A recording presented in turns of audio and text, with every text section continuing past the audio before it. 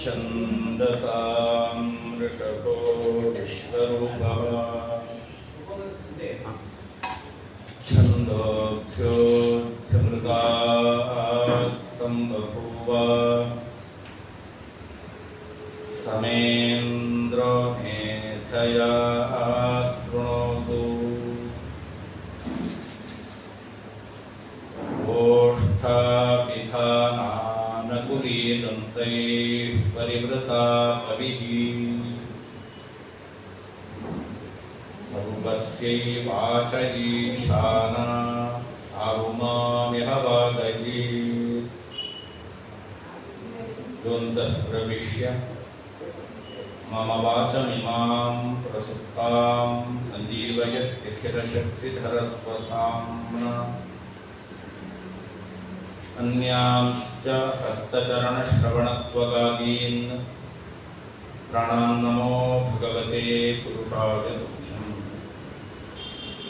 यस्मात् ब्रह्मेन्द्र रुद्रादिदेवतानां श्रेयोऽपि च ज्ञानस्फूर्तिः सदा तस्मै हरये गुरवे नमः। सर्वमङ्गलमाङ्गल्ये शिवे सर्वार्थसाधिके शरण्ये त्र्यम्बके देवी नारायणि नमोस्तुते। मनोजवं मारुततुल्यवेगं जितेन्द्रियं बुद्धिमतां वरिष्ठं वातात्मजं वानरयूथं क्षं श्रीरामदूतं शिरसा नमामि। बुद्धिर्बलं यशोधैर्यं निर्भयत्वम् अरोगता अजाड्यं वाक्पटुत्वं च हनोमस्मरणात् भवेत्। लसतु श्रीमदानन्दतीर्थेन्दुर्नो हृदम्बरे यद्वचश्चन्द्रिका स्वान्तसन्तापं विनिकृन्तति। भवति यदनुभावादेडमुकोऽपि वाग्मी जडमतिरभिजन्तुः जायते प्राज्ञमौलिः। सकलवचनचेतो देवता भारती सा मम वचसि निधत्तां सन्निधिं मानसे च। आपादमौलिपर्यन्तं गुरूणाम् आकृतिं स्मरेत् तेन विघ्नाः प्रणश्यन्ति सिद्ध्यन्ति च मनोरथाः। चित्रैः पदैश्च गम्भीरैः वाक्यैर्मानेरखण्डितैः गुरुभावं व्यञ्जयन्ती भातिश्री जयतीर्थवा। अर्थिकल्पितकल्पोऽयं प्रत्यर्थिगजकेसरी व्यासतीर्थगुरुर्भूयात् अस्मदिष्टार्थसिद्धये। तपो विद्याविरक्त्यादि सद्गुणौघाकरानहं वादिराजगुरून् वन्दे हयग्रीवपदाश्रयान्। दुर्वादिध्वान्तरवये वैष्णवेन्दीवरेन्दवे श्रीराघवेन्द्रगुरवे नमोऽत्यन्तदयालवे। अनवद्यात्मचारित्र्यं वादिखद्योतभास्करं विद्यामान्यगुरुं वन्दे विद्योतभास्करम्। ज्ञानसद्भक्तिवैराग्यलक्ष्मीभिः परिरम्भितः विश्वेशो हृदये स्थित्वा वाग्व्यापारं करोमि।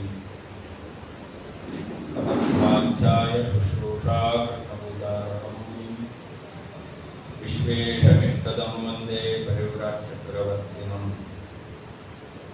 श्रीगुरुभ्यो नमः। हरिः ओम्। हयग्रीव हयग्रीव हयग्रीवेति यो वदेत् तस्य निस्सरते वाणी जह्नुकन्या प्रवाहवती। नारायणं नमस्कृत्य नरं चैव नरोत्तमं देवीं सरस्वतीं व्यासं ततो जयमुदीरये। स्वस्त्यस्तु समस्तजगताम् अशेषसन्मङ्गलानि भवन्तु। ಅಧಿಕ ಮಾಸದ ಮಹಿಮೆಯನ್ನು ಕೇಳ್ತಾ ಇದ್ದೇವೆ. ಈ ಅಧಿಕ ಮಾಸ ಯಾಕೆ ಬರುತ್ತೆ ಅಂತ ಪ್ರಶ್ನೆ.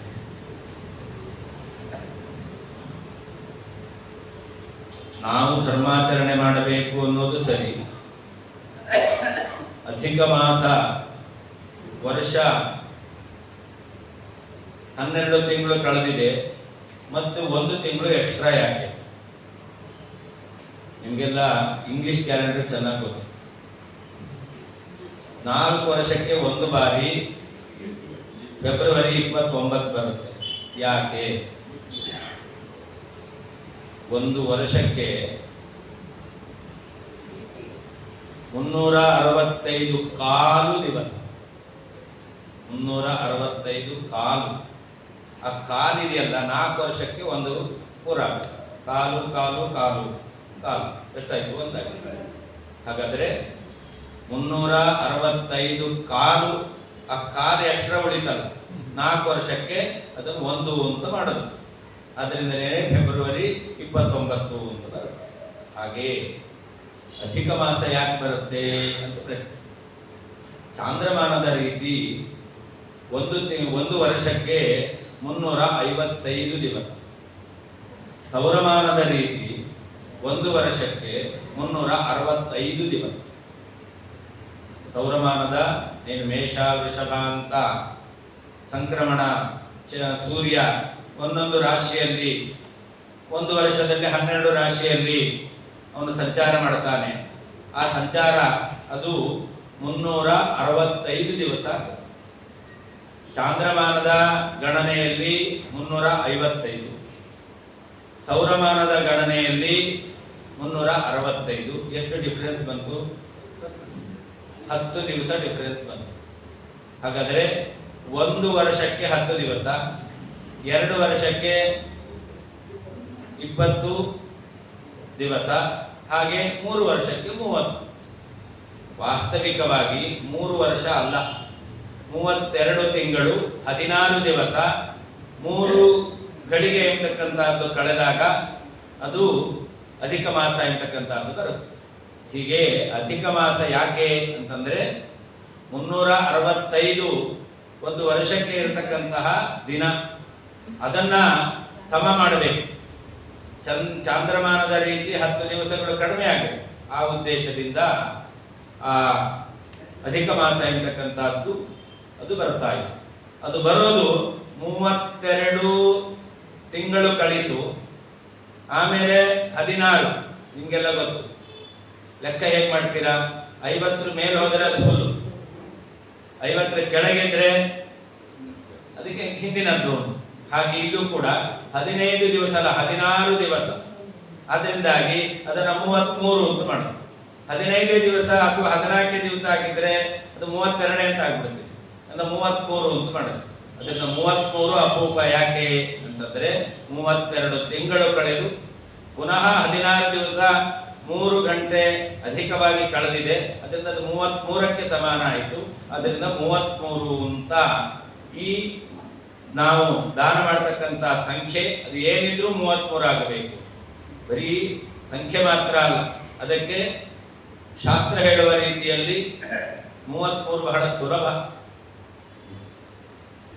12 ಆದಿತ್ಯರು, 11 ರುದ್ರರು, 8 ವಸುಗಳು, 31 ಆಗೋದು.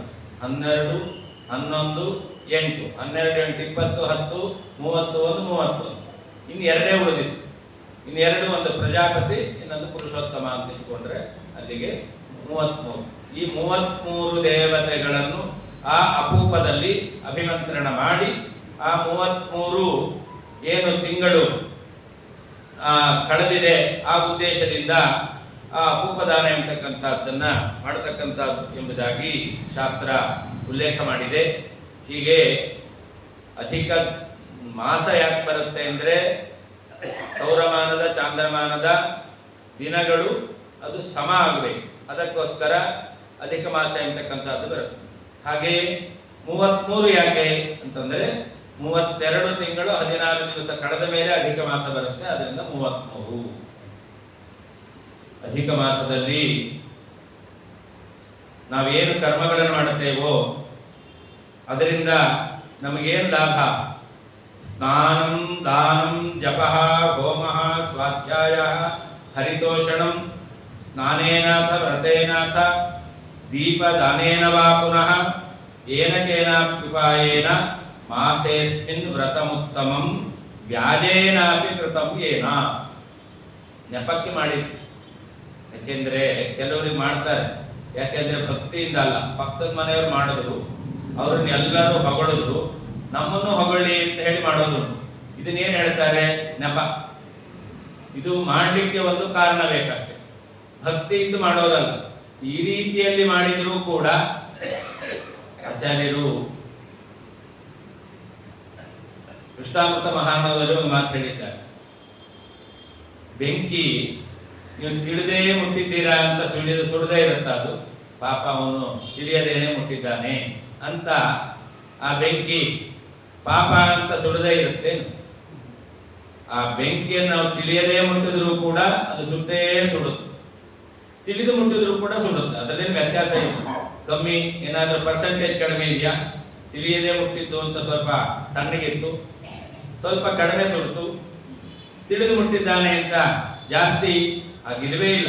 ಹಾಗೆಯೇ ಯಾವುದೇ ವ್ರತಗಳು ಅಥವಾ ಭಗವಂತನ ನಾಮಸ್ಮರಣೆ ತಿಳಿದು ಮಾಡಿದರೂ ಪುಣ್ಯ, ತಿಳಿಯದೇ ಮಾಡಿದರೂ ಕೂಡ ಪುಣ್ಯ. ಆಚಾರ್ಯ ಹೇಳೋದು ಭಗವಂತನ ನಾಮಸ್ಮರಣೆ. ಭಗವಂತನ ನಾಮಸ್ಮರಣೆ ತಿಳಿದು ಮಾಡಿದ್ರು ತಿಳಿಯದೇ ಮಾಡಿದರೂ ಕೂಡ ಅದು ನಮ್ಮ ಪಾಪ ಪರಿಹಾರಕವಾಗಿದೆ. ಹಾಗೆಯೇ ಇಲ್ಲಿಯೂ ಕೂಡ ಅಧಿಕ ಮಾಸದಲ್ಲಿ ನಾವು ಮಾಡಬೇಕಾದಂತಹ ಏನೇನು ಸ್ನಾನ ಇರಬಹುದು, ದಾನ ಇರಬಹುದು, ಜಪ ಇರಬಹುದು, ಹೋಮ ಇರಬಹುದು, ಸ್ವಾಧ್ಯಾಯ ಇರಬಹುದು. ಸ್ವಾಧ್ಯಾಯ ಅಂದ್ರೆ ನಾಳೆಯಿಂದ ಭಾಗವತ ಅಂತ ಹೇಳಿದ್ರಲ್ಲ, ಇಷ್ಟು ದಿವಸ ಭಾಗವತಕ್ಕೆ ಬಂದವರಲ್ಲ, ನಾಳೆಯಿಂದ ಬಂದಿರ್ತಾರೆ. ಒಂದು ತಿಂಗಳು ಕೇಳಿದ್ರೆ ಸಾಕು, ಆಮೇಲೆ ವರ್ಷ ನಮ್ಮ ಜೀವಮಾನ ಇಡೀ ಕೇಳಿದ ಪುಣ್ಯ ಬರುತ್ತೆ. ಹೀಗೆ ಮಾಡುವುದುಂಟು. ಹಾಗೆ ಪರಮಾತ್ಮ ಪ್ರಿಯಕರವಾಗಿರತಕ್ಕಂತಹ ಯಾವುದೇ ಕರ್ಮಗಳಾಗಿರಬಹುದು, ವ್ರತಗಳು, ದೀಪದಾನ, ಅಂತೂ ಈ ತಿಂಗಳಿನಲ್ಲಿ ಏನಾದರೂ ಒಂದು ಸತ್ಕರ್ಮವನ್ನು ಮಾಡಿದ್ದೇವೆ, ಅದು ನೆಪ ಆಗಿರಬಹುದು. ಅಂತಹ ವ್ಯಕ್ತಿಗಳು ನಸ ಪಶ್ಯತಿ ಭಾಸ್ಕರಿಂ, ಅಂಥವರಿಗೆ ಸೂರ್ಯನ ಮಗನ ದರ್ಶನ ಆಗಲ್ಲ. ಇವತ್ತು ಸೂರ್ಯನ ಮಗನ ಜಯಂತಿ. ಸೂರ್ಯನ ಮಗ ಶನಿ. ಶನಿ ಅಂದ್ರೆ ಸಾಕು, ನಾವು ಓಡಿ ಹೋಗ್ತೇವೆ ಶನಿ ಕಾಟ ಅಂತ. ಶನೇ ದಿನಮಣೆ ಸೂನೋ ಶನೇಕ ಗುಣಸನ್ಮಣೆ ಅರಿಷ್ಟಂ ಹರ ಅಂತ ವಾದಿರಾಜರು ಸ್ತೋತ್ರ ಮಾಡಿದ್ದಾರೆ. ಆ ಶನಿಯನ್ನು ನಾವು ಸ್ತೋತ್ರ ಮಾಡಿದರೆ ನಮ್ಮ ಎಲ್ಲ ಅನಿಷ್ಟವನ್ನು ಪರಿಹಾರ ಮಾಡುತ್ತಾನೆ. ಇವತ್ತು ಶನಿ ಜಯಂತಿ. ವಿಶೇಷವಾಗಿ ಶನಿಯ ಅಂತರ್ಯಾಮಿಯಾಗಿರ್ತಕ್ಕಂತಹ ಪ್ರಾಣಾಂತರ್ಯಾಮಿ ಪರಮಾತ್ಮ ಲಕ್ಷ್ಮೀ ನರಸಿಂಹನನ್ನು ಚಿಂತನೆ ಮಾಡಬೇಕು. ಒಬ್ಬ ಶನಿ, ಇನ್ನೊಬ್ಬ ಯಮನ ಸೂರ್ಯನ ಮಗ ಇದ್ದಾನೆ ಯಮ. ಇಬ್ಬರು ಕೂಡ ನಮಗೆ ತೊಂದರೆ ಕೊಡೋರು. ಹಾಗಾದರೆ ನಮ್ಮ ಹತ್ರಕ್ಕೆ ಬರಲ್ಲ. ಪುರುಷೋತ್ತಮ ಮಾಸದಲ್ಲಿ ಭಕ್ತಿಯಿಂದ ನಾವು ಹೇಳಿದಂತಹ ಕರ್ಮಗಳನ್ನು ಮಾಡಿದ್ದೇವೆ ಅಂತಂದ್ರೆ ನಮಗೆ ಶನಿ ಕಾಟ ಇಲ್ಲ, ಯಮನು ನಮ್ಮನ್ನು ಪರ್ಮಿಷನ್ ತಗೊಳ್ಳದೆ ಬರಲ್ಲ. ಭೀಷ್ಮಾಚಾರ್ಯರಿಗೆ ಯಮ ಹತ್ರ ಬರಬೇಕಾದ್ರೆ ಭೀಷ್ಮಾಚಾರ್ಯ ಪರ್ಮಿಷನ್ ತಗೊಂಡು ಬರಬೇಕಾಗಿತ್ತು.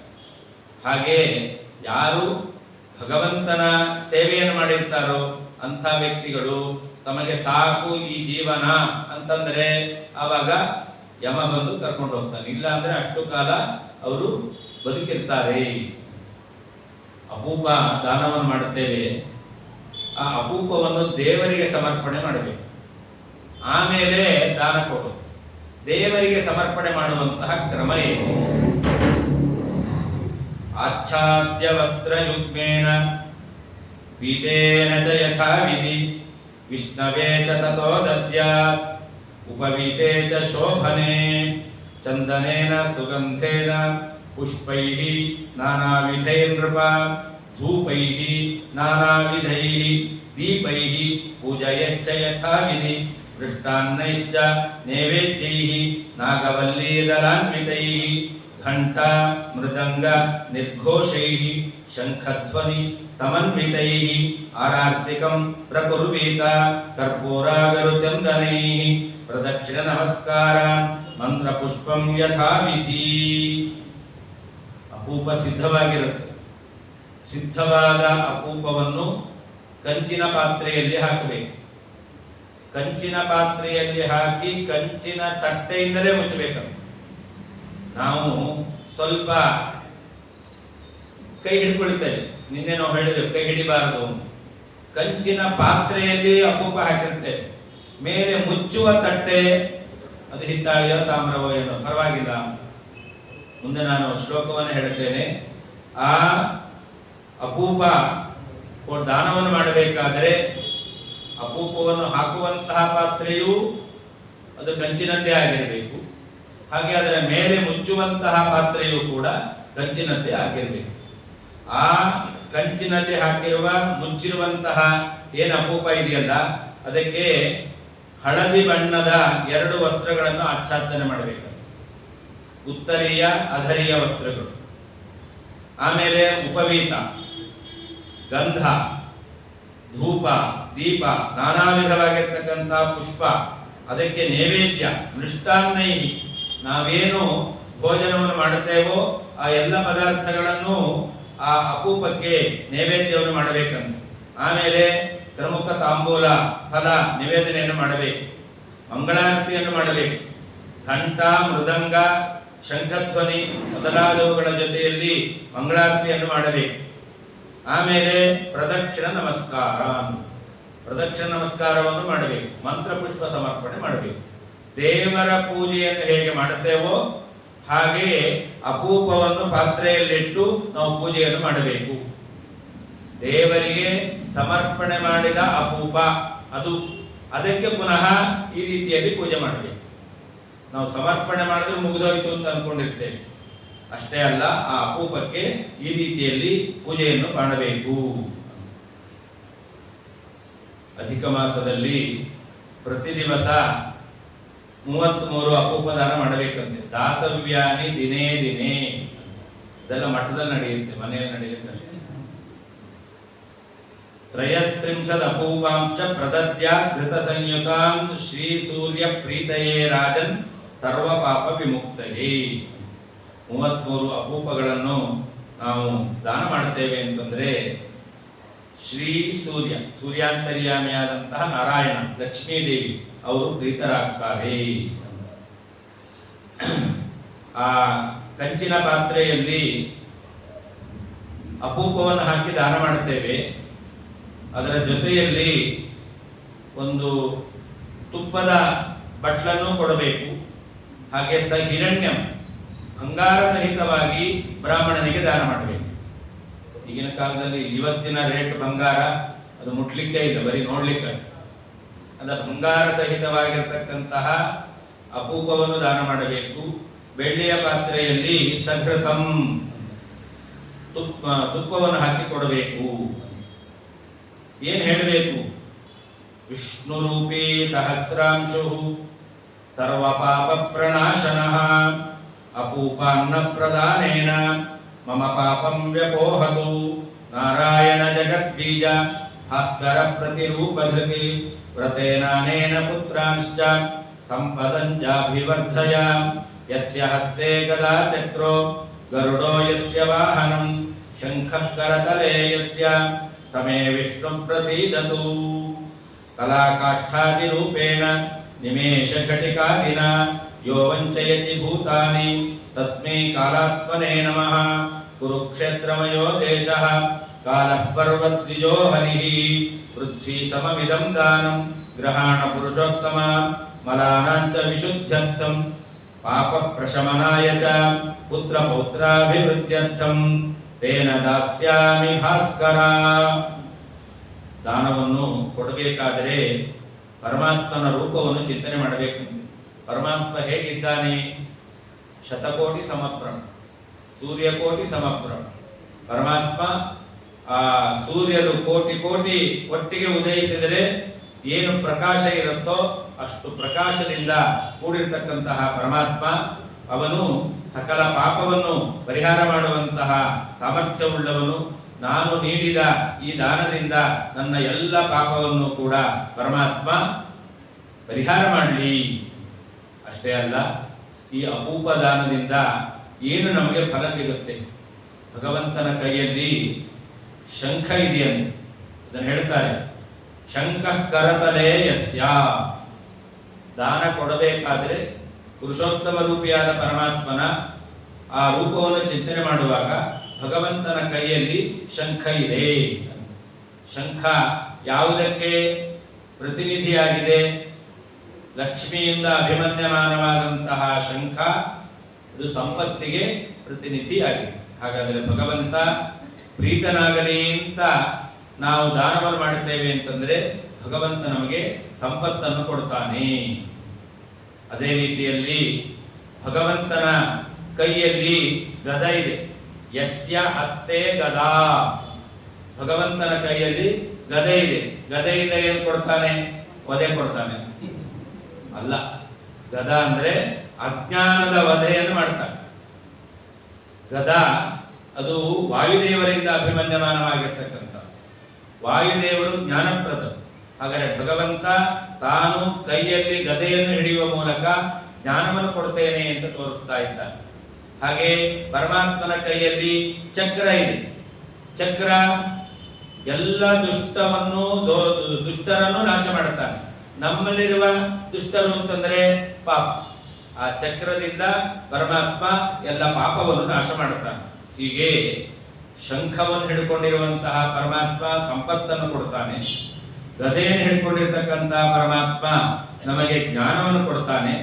ಚಕ್ರವನ್ನು ಹಿಡ್ಕೊಂಡಿರ್ತಕ್ಕಂತಹ ಪರಮಾತ್ಮ ಅವನು ನಮ್ಮ ಎಲ್ಲ ಪಾಪವನ್ನು ಪರಿಹಾರ ಮಾಡುತ್ತಾನೆ ಅಂತ ನಾವು ಅನುಸಂಧಾನ ಮಾಡಿಕೊಂಡು ಈ ದೇಶ ಇದು ಕುರುಕ್ಷೇತ್ರಕ್ಕೆ ಸಮಾನವಾಗಿರ್ತಕ್ಕಂತಹ ಪವಿತ್ರವಾದ ಕ್ಷೇತ್ರ.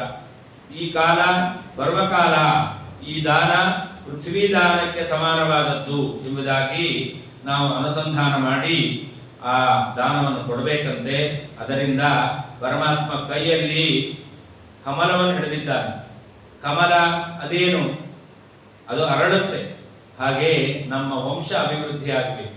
ಪುತ್ರ ಪೌತ್ರ ಅಭಿವೃದ್ಧ್ಯರ್ಥಂ ಅಂತ ಈಗ 4 ಫಲಗಳನ್ನು ನಾವು ಭಗವಂತನಿಂದ ಜ್ಞಾನಭಕ್ತಿ ವೈರಾಗ್ಯ ಕೇಳಿಕೊಡ್ತೇವೆ ಅಂದರೆ ಬಹಳ ಸಂತೋಷ. ಅದಿಲ್ಲ ಭೌತಿಕವಾಗಿರ್ತಕ್ಕಂಥದ್ದನ್ನು ನಾವು ಕೇಳಿಕೊಡ್ತೇವೆ ಅಂತಂದ್ರೆ ಇದನ್ನು ಕೇಳಿದ್ರೂ ಕೂಡ ಪರಮಾತ್ಮ ಮಾಡುತ್ತಾ ಇದ್ದಾನೆ ಅಂತ ಈ ಫಲವನ್ನು ಕೊಡ್ತಾ ಇದ್ದಾನೆ. ಕಾಂಸ್ಯಾನಿ ಸಂಪುಟಾನ್ಯೇವ ಇದು ಹೇಳಿದ್ದೆ ನಾನು. ಕಂಚಿನ ಪಾತ್ರೆ ಹೇಗಿರಬೇಕು? ಕಾಂಸ್ಯಾನಿ ಸಂಪುಟಾನಿ. ಸಂಪುಟ ಅಂದ್ರೆ ಏನರ್ಥ? ನಮಗೂ ಗೊತ್ತು. ಸಂಪುಷ್ಟ ಅಂತ ಹೇಳ್ತೇವೆ ನಾವು. ಕೆಳಗೊಂದು ಮೇಲೊಂದು ಇರುತ್ತೆ. ಹಾಗಿದು ಕೂಡ 2 ಪಾತ್ರೆಗಳು ಕೂಡ ಅದು ಸಂಪುಟದಂತೆ ಇರಬೇಕು.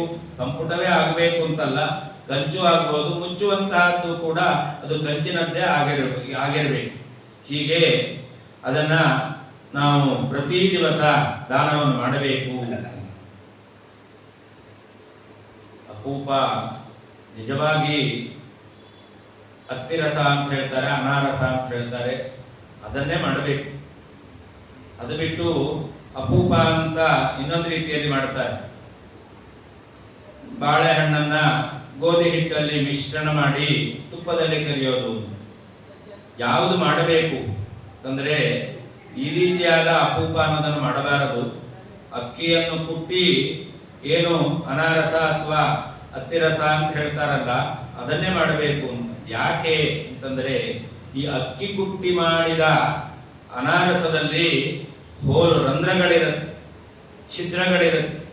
ಅದೇ ಗೋಧಿ ಹಿಟ್ಟನ್ನು ನೀವು ಬಾಳೆಹಣ್ಣಿನ ಮಿಶ್ರಣ ಮಾಡಿ ಕರೆದ್ರೆ ಅದರಲ್ಲಿ ರಂಧ್ರವೇ ಇರಲ್ಲ.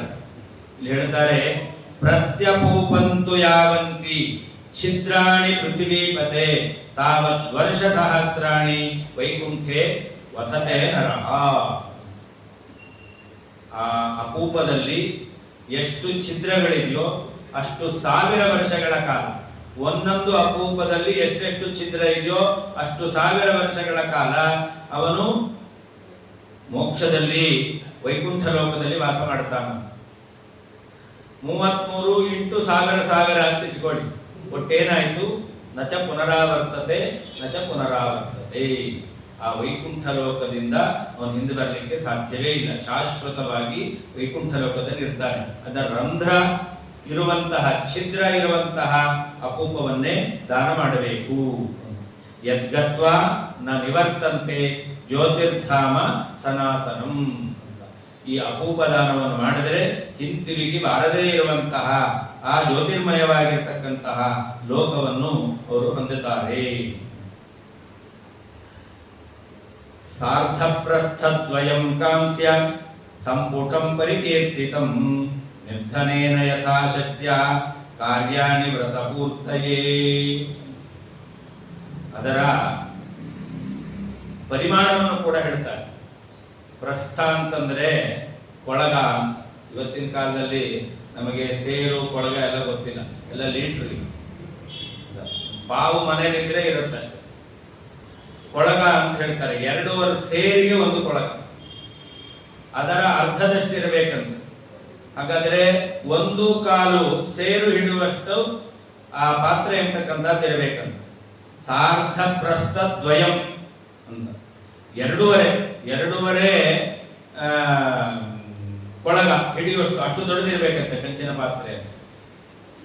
ಸಾರ್ಧ ಪ್ರಸ್ಥ ದ್ವಯಂ ಅಂತ. ಪ್ರಸ್ಥ ಅಂದ್ರೆ ಕೊಳಗ, ದ್ವಯ ಅಂದ್ರೆ 2, ಸಾರ್ಧ ಅಂದ್ರೆ ಅರ್ಧದಿಂದ ಕೂಡಿದ್ದು 2.5 ಕೊಳಗ. ಅಷ್ಟು ದೊಡ್ಡದಾಗಿರ್ತಕ್ಕಂತಹ ಆ ಕಂಚಿನ ಪಾತ್ರೆ ಎಂಬತಕ್ಕಂಥದ್ದು ಇರಬೇಕು. ಕಾಂಸ್ಯ ಸಂಪುಟಂ, ಮುಚ್ಚತಕ್ಕಂಥದ್ದು ಕೂಡ ಕಂಚಿನದ್ದೇ ಆಗಿರಬೇಕು.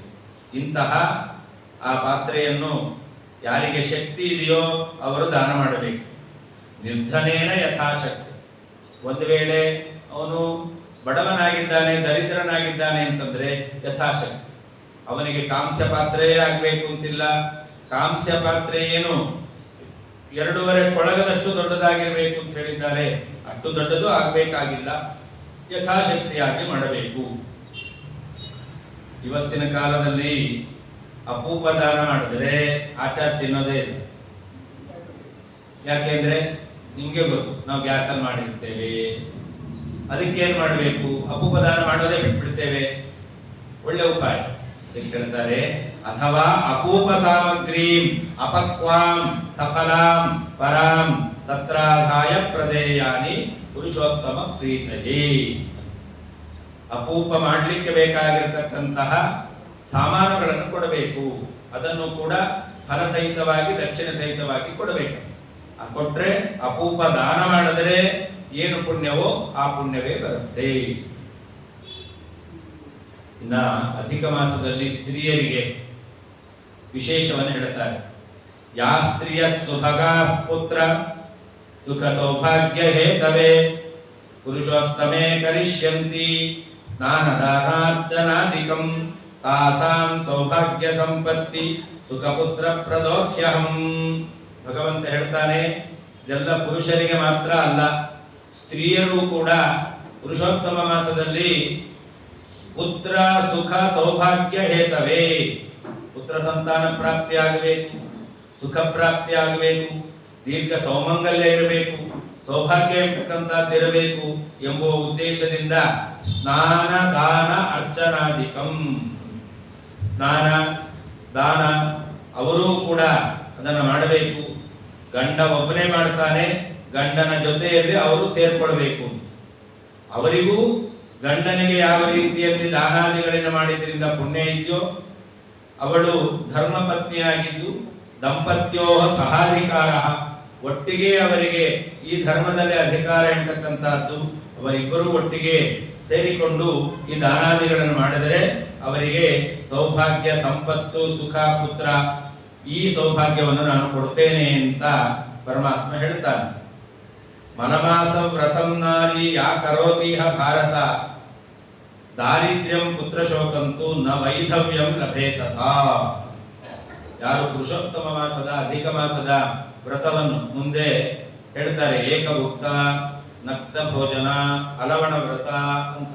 ಇಂತಹ ವ್ರತವನ್ನು ಸ್ತ್ರೀಯರಾದವರು ಮಾಡಬಹುದು. ಅವರು ಮಾಡುತ್ತಾರೆ, ಗಂಡನ ಜೊತೆಯಲ್ಲಿ ದಾನಾದಿಗಳನ್ನು ಮಾಡುತ್ತಾರೆ. ಗಂಡನಿಗೆ ಶಕ್ತಿ ಇರಲ್ಲ,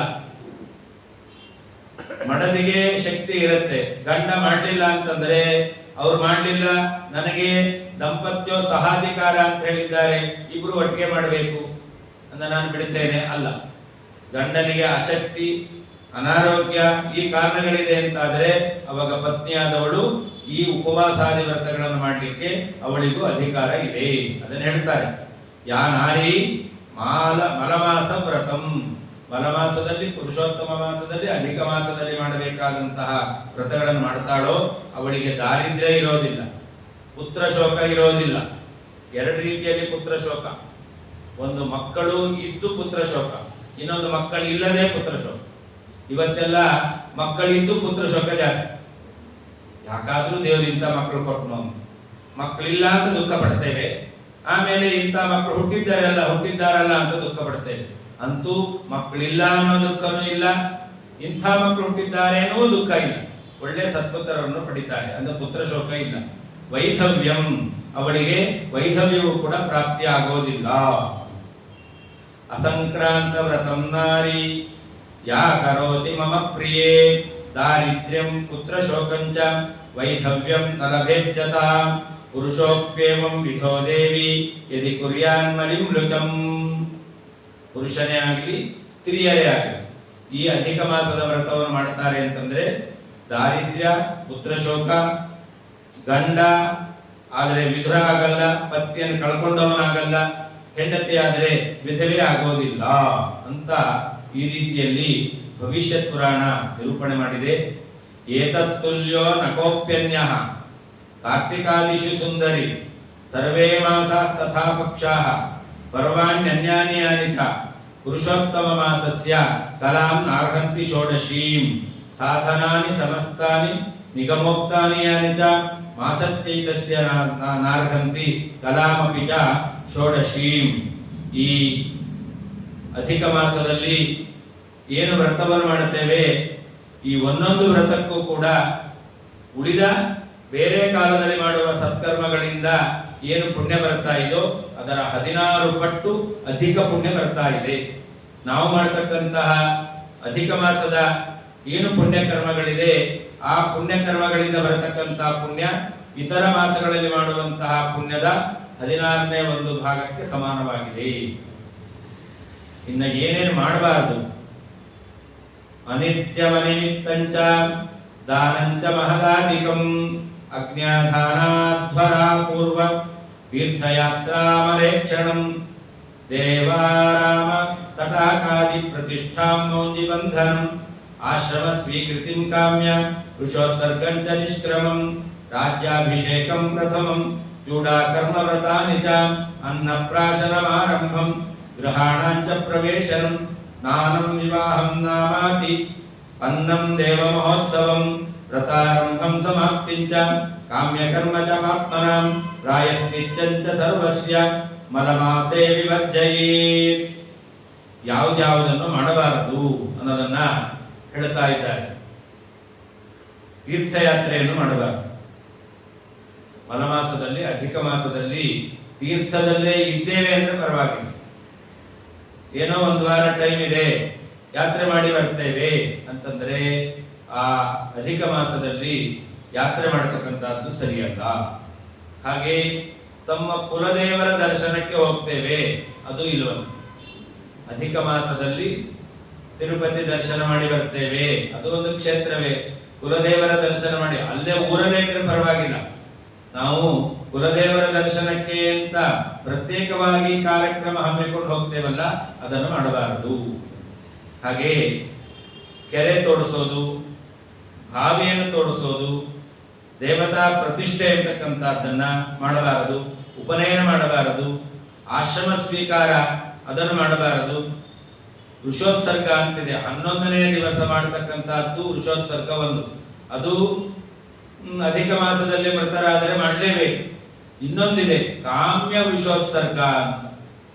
ತಾನು ಬದುಕಿದ್ದಾಗ ತನ್ನ ನಿಮಿತ್ತ ತನ್ನ ಮಕ್ಕಳು ಮಾಡಲ್ಲ ಅಂತ ಗ್ಯಾರಂಟಿ ಈಗಿನ ಕಾಲದಲ್ಲಿ ಹಾಗೆ ಹೇಳಬೇಕು. ಆದ್ರಿಂದ ತಾನೇ ಮಾಡ್ಕೊಳ್ಳಿಕ್ಕೆ ಅವಕಾಶ ಇದೆ. ಅಂತಹದ್ದನ್ನ ಕಾಮ್ಯ ವಿಷೋತ್ಸರ್ಗ ಅಂತ ಹೇಳ್ತಾರೆ. 11ನೇ ದಿವಸ ಮಾಡಬೇಕಾದಂತ ಕರ್ಮಗಳನ್ನ ತಾನು ಮಾಡಿಕೊಳ್ಳೋದು, ಅದನ್ನ ಈ ಅಧಿಕ ಮಾಸದಲ್ಲಿ ಮಾಡಬಾರದು.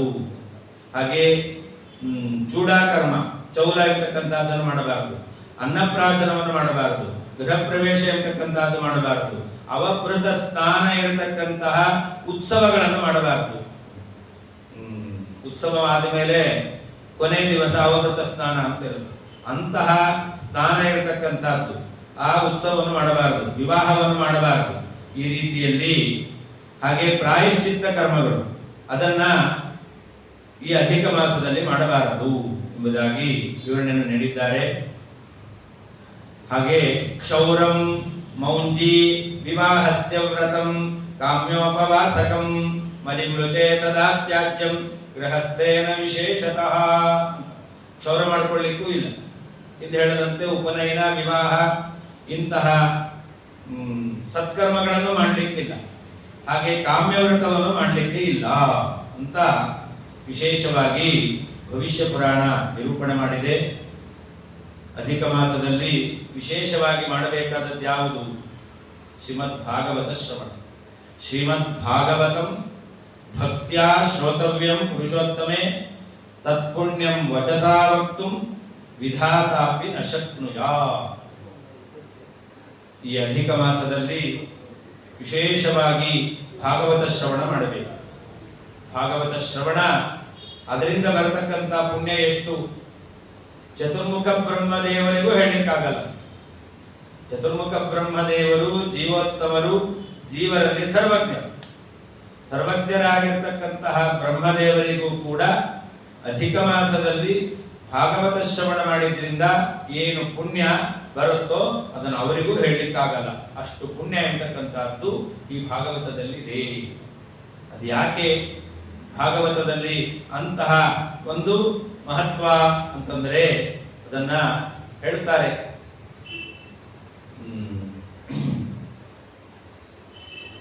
ವೇದ, ಮಹಾಭಾರತ, ಉಳಿದ 17 ಪುರಾಣಗಳು, ಪಂಚರಾತ್ರ, ರಾಮಾಯಣ ಇವುಗಳಲ್ಲಿ ಏನೇನು ವಿಷಯಗಳಿದೆಯೋ ಅದೆಲ್ಲವನ್ನೂ ಕೂಡ ಭಾಗವತದಲ್ಲಿ ವೇದವ್ಯಾಸದೇವರು ಸೇರಿಸಿದ್ದಾರೆ.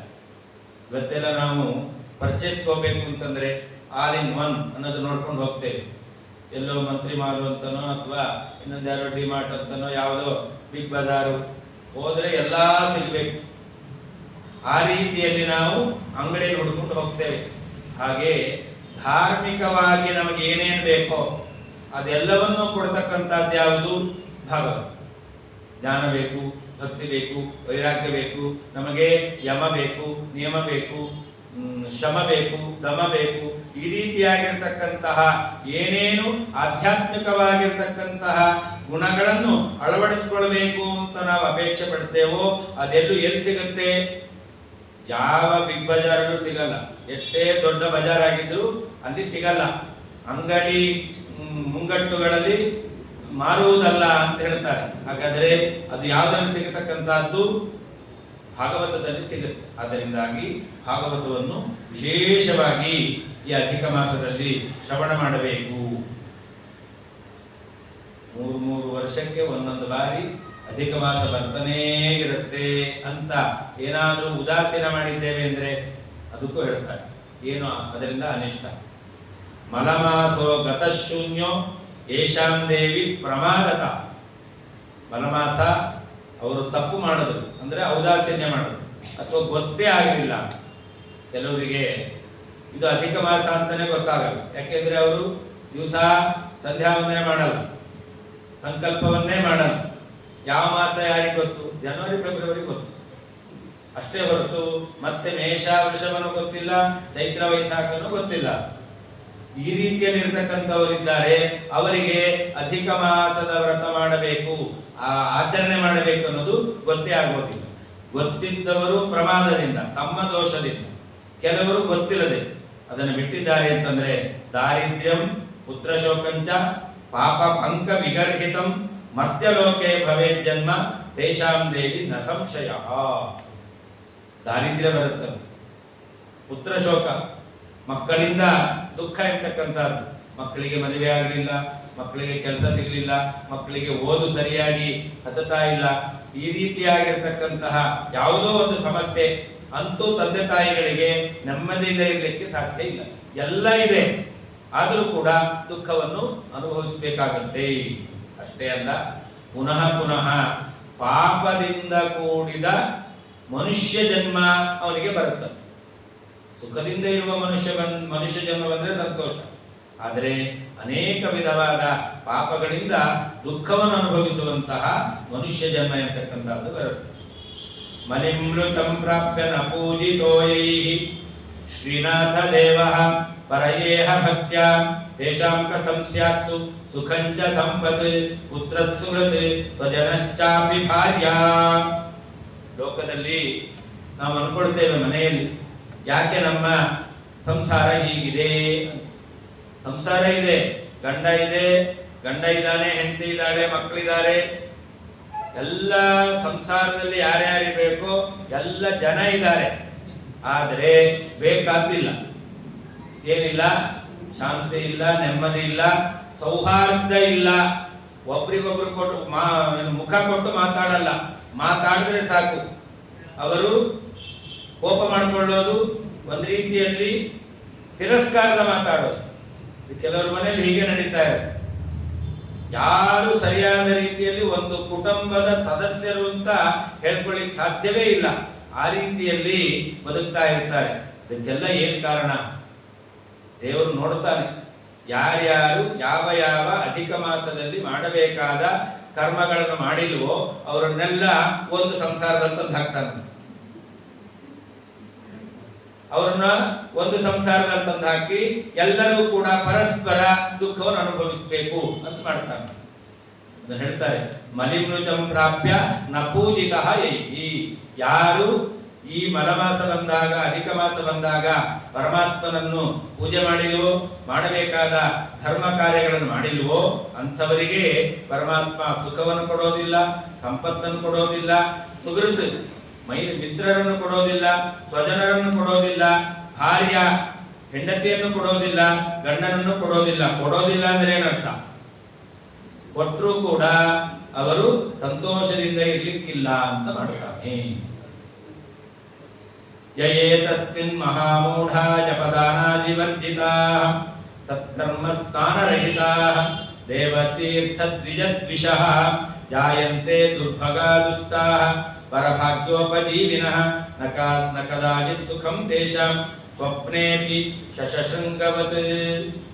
ಇನ್ನು ನಾರದರು ಅಂಬರೀಷನಿಗೆ ಹೇಳತಕ್ಕಂಥ ಮಾತು, ಯಾರು ಈ ಅಧಿಕ ಮಾಸದಲ್ಲಿ ಬಹಳ ಸುಲಭವಾದದ್ದು ಯಾವುದದು? ಸ್ನಾನ, ಅದನ್ನು ಮಾಡಲ್ಲ. ಇನ್ನ ಜಪ ಇರ್ತಕ್ಕಂಥದ್ದು ಕೂತಲ್ಲೇ ಮಾಡ್ತಾ ಇರ್ಬೋದು, ಇದಕ್ಕೇನು ಹಣ ಖರ್ಚಾಗಲ್ಲ, ಅದನ್ನು ಮಾಡಲ್ಲ. ಪ್ರತಿ ದಿವಸ ಆಚಾರ್ಯರು ಹೇಳಿದ ಹಾಗೆ ನಾವು ಕನಿಷ್ಠ ಪಕ್ಷ 10 ಗಾಯತ್ರಿ ಮಾಡಬೇಕು.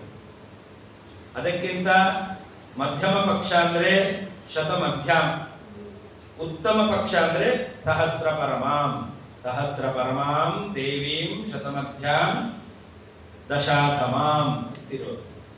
ದಿವಸ 10 ಮಾಡ್ತಾ ಇರ್ತೇವೆ.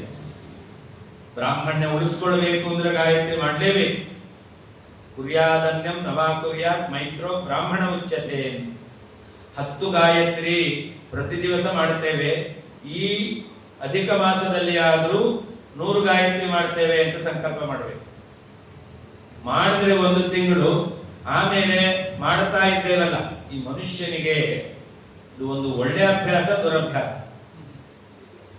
ತಾನು ಯಾವ ರೀತಿಯಲ್ಲಿ ಅಡ್ಜಸ್ಟ್ ಮಾಡ್ಕೊಳ್ತಾನೋ ಅದಕ್ಕೆ ಅನುಗುಣವಾಗಿ ನಡ್ಕೊಂಡು ಹೋಗ್ತಾನೆ. ಬೆಳಿಗ್ಗೆ 5 ಗಂಟೆಗೆ ಹೇಳ್ತೇನೆ ಅಂತಂದ್ರೆ ಕೆಲವು ದಿವಸ ಅಭ್ಯಾಸ ಮಾಡ್ಕೊಂಡ್ರೆ ಅಲಾರಾಮ್ ಇಡಬೇಕಾಗಿಲ್ಲ, 5 ಗಂಟೆಗೆ ಎಚ್ಚರಿಕೆ ಆಗೇ ಆಗುತ್ತೆ. ಇನ್ ಕೆಲವರಿಗೆ 7 ಗಂಟೆಗೆ ಹೇಳೋದು ಅಂತಂದ್ರೆ ಅವಾಗ 5 ಗಂಟೆಗೆ ಅಲಾರಾಮ್ ಇಟ್ಟರು ತಲೆ ಮೇಲೆ ಬಡ ಮಲ್ಕೊಂಡು. ಯಾಕೆಂದ್ರೆ ನಾವು 7 ಗಂಟೆಗೆ ಹೇಳೋದು. ಹೀಗೆ ಆ ಅಭ್ಯಾಸ ಇದೆಯಲ್ಲ, ಅದು ಅದೇ ರೀತಿಯಲ್ಲಿ ಆ ಮನಸ್ಸು ವ್ಯಾಪಾರವನ್ನು ಮಾಡುತ್ತೆ. ಹಾಗಾದ್ರೆ ನಾವು ಒಳ್ಳೆ ರೀತಿಯಲ್ಲಿ ಮನಸ್ಸಿಗೆ ತರಬೇತಿಯನ್ನು ಕೊಟ್ಟಿದ್ದೇವೆ ಅಂತಂದ್ರೆ, 100 ಗಾಯತ್ರಿಯನ್ನು 1 ತಿಂಗಳು ಮಾಡಿದ್ದೇವೆ ಅಂತಂದ್ರೆ ಆಮೇಲೆ ನಿಜ ಚೇಷ್ಟ ಬಂತು. ಆವಾಗ 100 ಬಿಟ್ಟು 10 ಮಾಡೋಣ ಅಂತಂದ್ರೆ ಬೇಡ 100 ಮಾಡೋಣ ಅಂತ ಅವನಿಗೆ ತಾನಾಗಿ ಮನಸ್ಸು ಬರುತ್ತೆ. ಯಾಕೆಂದ್ರೆ ಪರಮಾತ್ಮ ಆ ಮಂತ್ರ ಜಪದಿಂದ ಪ್ರೀತನಾಗಿರ್ತಾನೆ. ಪರಮಾತ್ಮ ಪ್ರೀತನಾದ ಅಂತಂದ್ರೆ ಏನು ಅನುಗ್ರಹ ಮಾಡ್ತಾನೆ? ದೇವರು ನಮ್ಮ ಮನಸ್ಸನ್ನು ಇನ್ನಷ್ಟು ಸಾಧನ ಮಾರ್ಗದಲ್ಲಿ ತೊಡಗುವಂತೆ ಮಾಡ್ತಾನೆ. ಇದೇ ದೇವರು ಮಾಡ್ತಕ್ಕಂಥ ಅನುಗ್ರಹ. ದೇವರು ಏನು ಅನುಗ್ರಹ ಮಾಡಿದ ಅಂತ ನಾವೆಲ್ಲ ಕೇಳ್ತೇವೆ. ನಮಗೆ ಎಷ್ಟೆಷ್ಟು ಧರ್ಮ ಕಾರ್ಯದಲ್ಲಿ ಆಸಕ್ತಿ, ಶ್ರದ್ಧೆ, ನಂಬಿಕೆ ಇದು ಜಾಸ್ತಿ ಆಗ್ತಾ ಇದೆಯೋ ದೇವರು ಅನುಗ್ರಹ ಮಾಡ್ತಾ ಇದ್ದಾನೆ ಅಂತ. ಎಷ್ಟೆಷ್ಟು ಕಡಿಮೆ ಆಗ್ತಾ ಇದೆಯೋ, 10 ಗಂಟೆ ಗಾಯತ್ರಿ ಮಾಡ್ತಾ ಇದ್ದೇವೆ, 3 ಹೊತ್ತು ಮಾಡ್ತಾ ಇದ್ದಿದ್ದು 1 ಹೊತ್ತು ಮಾಡಿದ್ರು ಸಾಕು. ಆಮೇಲೆ 15 ದಿವಸಕ್ಕೆ 1 ದಿವಸ ಮಾಡಿದ್ರು ಸಾಕು. ಈ ರೀತಿಯಾದ ಭಾವನೆ ಬಂದಿದೆ ಅಂತಂದ್ರೆ ದೇವರ ಅನುಗ್ರಹ ಕಡಿಮೆ ಆಗ್ತಾ ಇದೆ ಅಂತ. ಹಾಗಾದ್ರೆ ದೇವರು ನಮಗೆ ಅನುಗ್ರಹ ಮಾಡ್ತಾನೆ ಅಂತಂದ್ರೆ ಸತ್ಕರ್ಮದಲ್ಲಿ ನಮಗೆ ಆಸಕ್ತಿ ಬರುತ್ತೆ, ಶ್ರದ್ಧೆ ಬರುತ್ತೆ, ಅದನ್ನು ಅನುಷ್ಠಾನ ಮಾಡ್ತೇವೆ.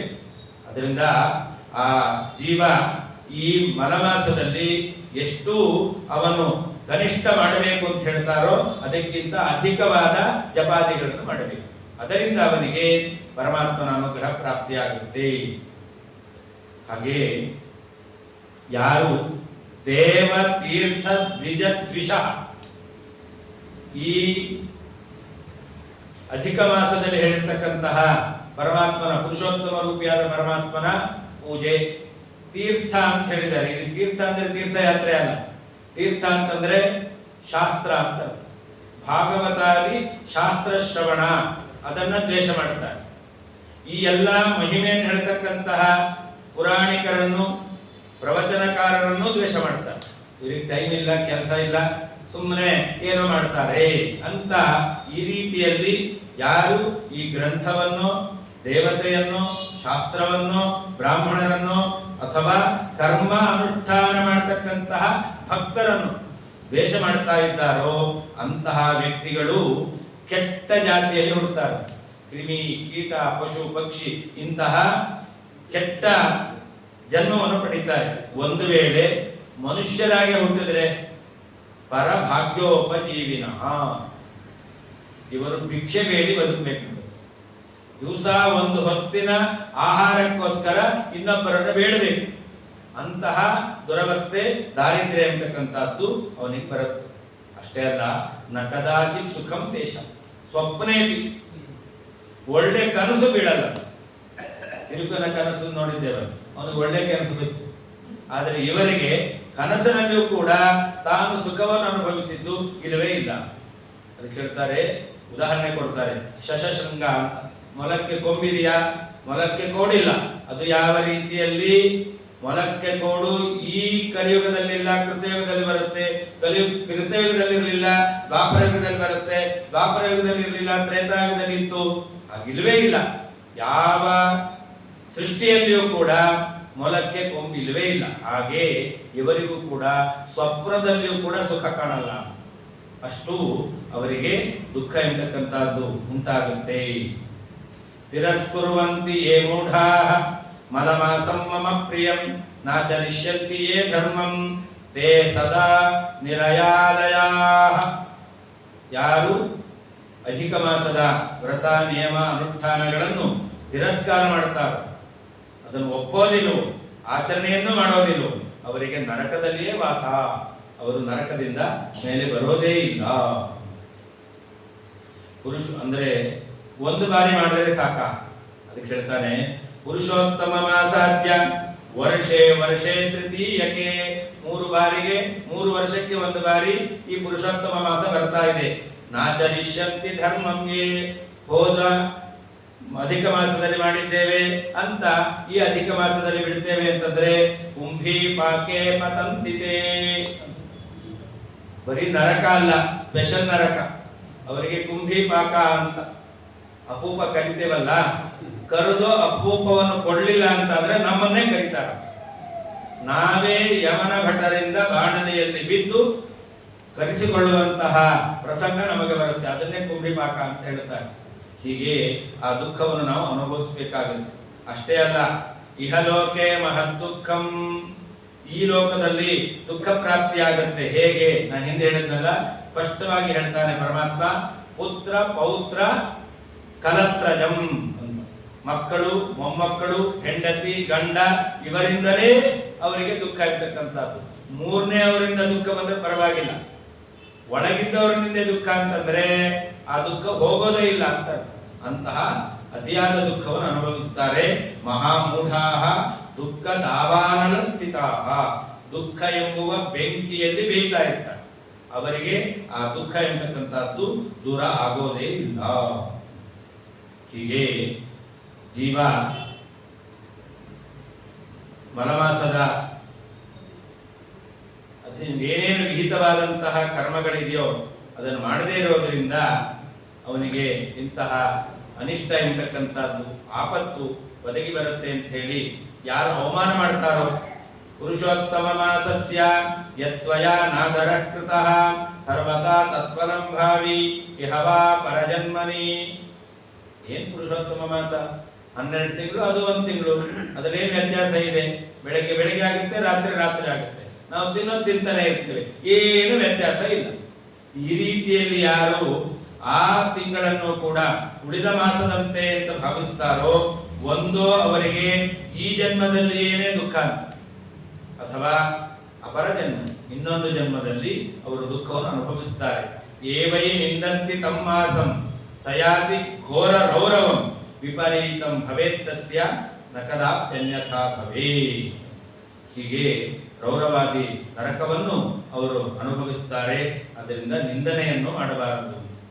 ಈ ಅಧಿಕ ಮಾಸದಲ್ಲಿ 5 ದಿವಸ ಬಹಳ ವಿಶೇಷ. 1 ತಿಂಗಳು ವಿಶೇಷ, ಆ ವಿಶೇಷದಲ್ಲಿ ಪುನಃ ವಿಶೇಷ. ಯಾವುದು? ವೈಧೃತಿಶ್ಚ ವ್ಯತಿಪಾತಃ ಪ್ರಾಕಾಚೈವ ಕುಹುಸ್ತಥ ದ್ವಾದಶಿ ಪಂಚಪರ್ವಾಣಿ ಪರಂ ಶ್ರೇಷ್ಠಾನಿ ಅನುಕ್ರಮ. ಇದರಲ್ಲಿ ವೈಧೃತಿ ಯೋಗಗಳಿದೆ, ವಿಷ್ಕಂಬಾದಿಂದ ವೈಧೃತಿ. ಆ ವೈಧೃತಿ ಯೋಗ ದಿವಸ ಬಹಳ ವಿಶಿಷ್ಟ. ಹಾಗೆ ವ್ಯತಿಪಾತ ಅಂತ ಅದು ಒಂದು ಯೋಗ, ಅವತ್ತು ವಿಶೇಷ ಅಂತ. ಆಮೇಲೆ ರಾಕ ಅಂದ್ರೆ ಹುಣ್ಣಿಮೆ ಅಂತ, ಅವತ್ತು ವಿಶೇಷ. ಕುಹು ಅಂತಂದ್ರೆ ಅಮಾವಾಸ್ಯೆ ಅಂತ, ಅದು ವಿಶೇಷ ಅಂತ. ಕೊನೆಯಲ್ಲಿ ದ್ವಾದಶಿ ಪುನಃ ಹೇಳ್ತಾರೆ. ಇವುದರಲ್ಲಿ ಯಾವುದು ಅನುಕ್ರಮ?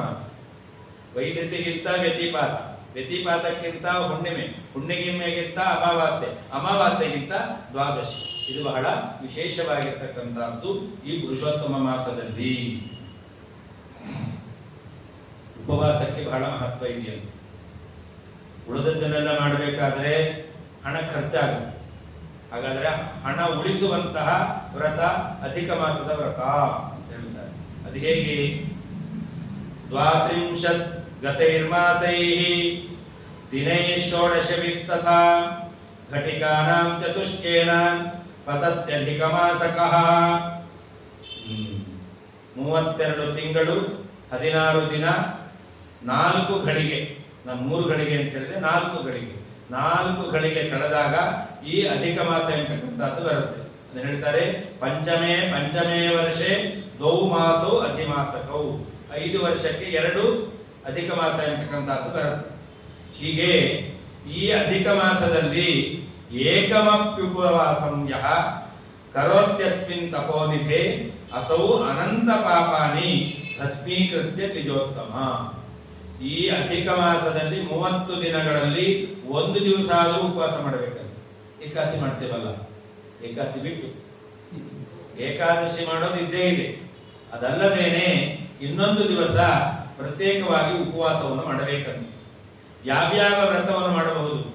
ಏಕಭುಕ್ತೇನ ನಕ್ತೇನ ತಥೈವ ಅಯಾಚಿತೇನ ವಾ ಉಪವಾಸೇನ ಕುರ್ವೀತ ಮನಮಾಸ ವ್ರತಂ ನರಃ. 4 ರೀತಿಯಲ್ಲಿ ವ್ರತ ಮಾಡ್ಲಿಕ್ಕೆ ಬರುತ್ತೆ. ಏಕಭುಕ್ತೇನ ನಾನು ಮೊದಲನೇ ದಿವಸವೇ ಹೇಳಿದ್ದೆ. ಇವತ್ತು ಮಧ್ಯಾಹ್ನ ಊಟ ಮಾಡಿದ್ರೆ ನಾಳೆ ಮಧ್ಯಾಹ್ನವೇ ಊಟ, ರಾತ್ರಿ ಫಲಹಾರ ಇಲ್ಲ, ನೀರು ಇಲ್ಲ, ಪಾನಕ ಎಳ್ನೀರು ಏನೇನೇನೇನೂ ಇಲ್ಲ. ಆಚಮನವನ್ನು ಜಾಸ್ತಿ ಮಾಡೋಂಗಿಲ್ಲ, ಎಷ್ಟು ಮಾಡಬೇಕೋ ಅಷ್ಟೇ. ಕೆಲವು ಸರ್ತಿ ಆಚಮನವನ್ನೇ ಜಾಸ್ತಿ ಮಾಡೋದಿಲ್ಲ, ನೀರು ಬಾಯಾರಿಕೆ ಆಯ್ತು, ಅದು ಇಲ್ಲ. ಈ ರೀತಿಯಲ್ಲಿ ಏಕಭುಕ್ತೇನ ಒಂದೇ ಹೊತ್ತು ಊಟ ಮಾಡುವ ವ್ರತ ಎಂತಕ್ಕಂಥ. ಇನ್ನೊಂದು ನಕ್ತೇನ ರಾತ್ರಿಯಲ್ಲಿ ಊಟ ಮಾಡುದು, ಮಧ್ಯಾಹ್ನ ಊಟ ಇಲ್ಲ. ರಾತ್ರಿಯಿಂದ ರಾತ್ರಿ ಊಟ, ಮಧ್ಯಾಹ್ನ ಊಟ ರಾತ್ರಿ ಊಟ ಎಲ್ಲರೂ ಮಾಡ್ತಾರೆ, ಅದನ್ನೇ ಹೇಳ್ಬೇಕಾಗಿಲ್ಲ. ಹಾಗಾದ್ರೆ ನಕ್ತೇನ ಅಂತಂದ್ರೆ ರಾತ್ರಿಯಲ್ಲಿ ಮಾತ್ರ ಊಟ ಮಾಡಬೇಕು. ಹಾಗೆ ತಥೈವ ಅಯಾಚಿತೇನ ಏನನ್ನೂ ಬೇಡದೇನೆ. ಮನೆಯಲ್ಲಿ ಸಾಮಾನು ಕಡಿಮೆ ಆಗಿತ್ತು, ಯಾವತ್ತೂ ನಾವು ಬೇಡಿ ತಿನ್ನುವವರಲ್ಲ.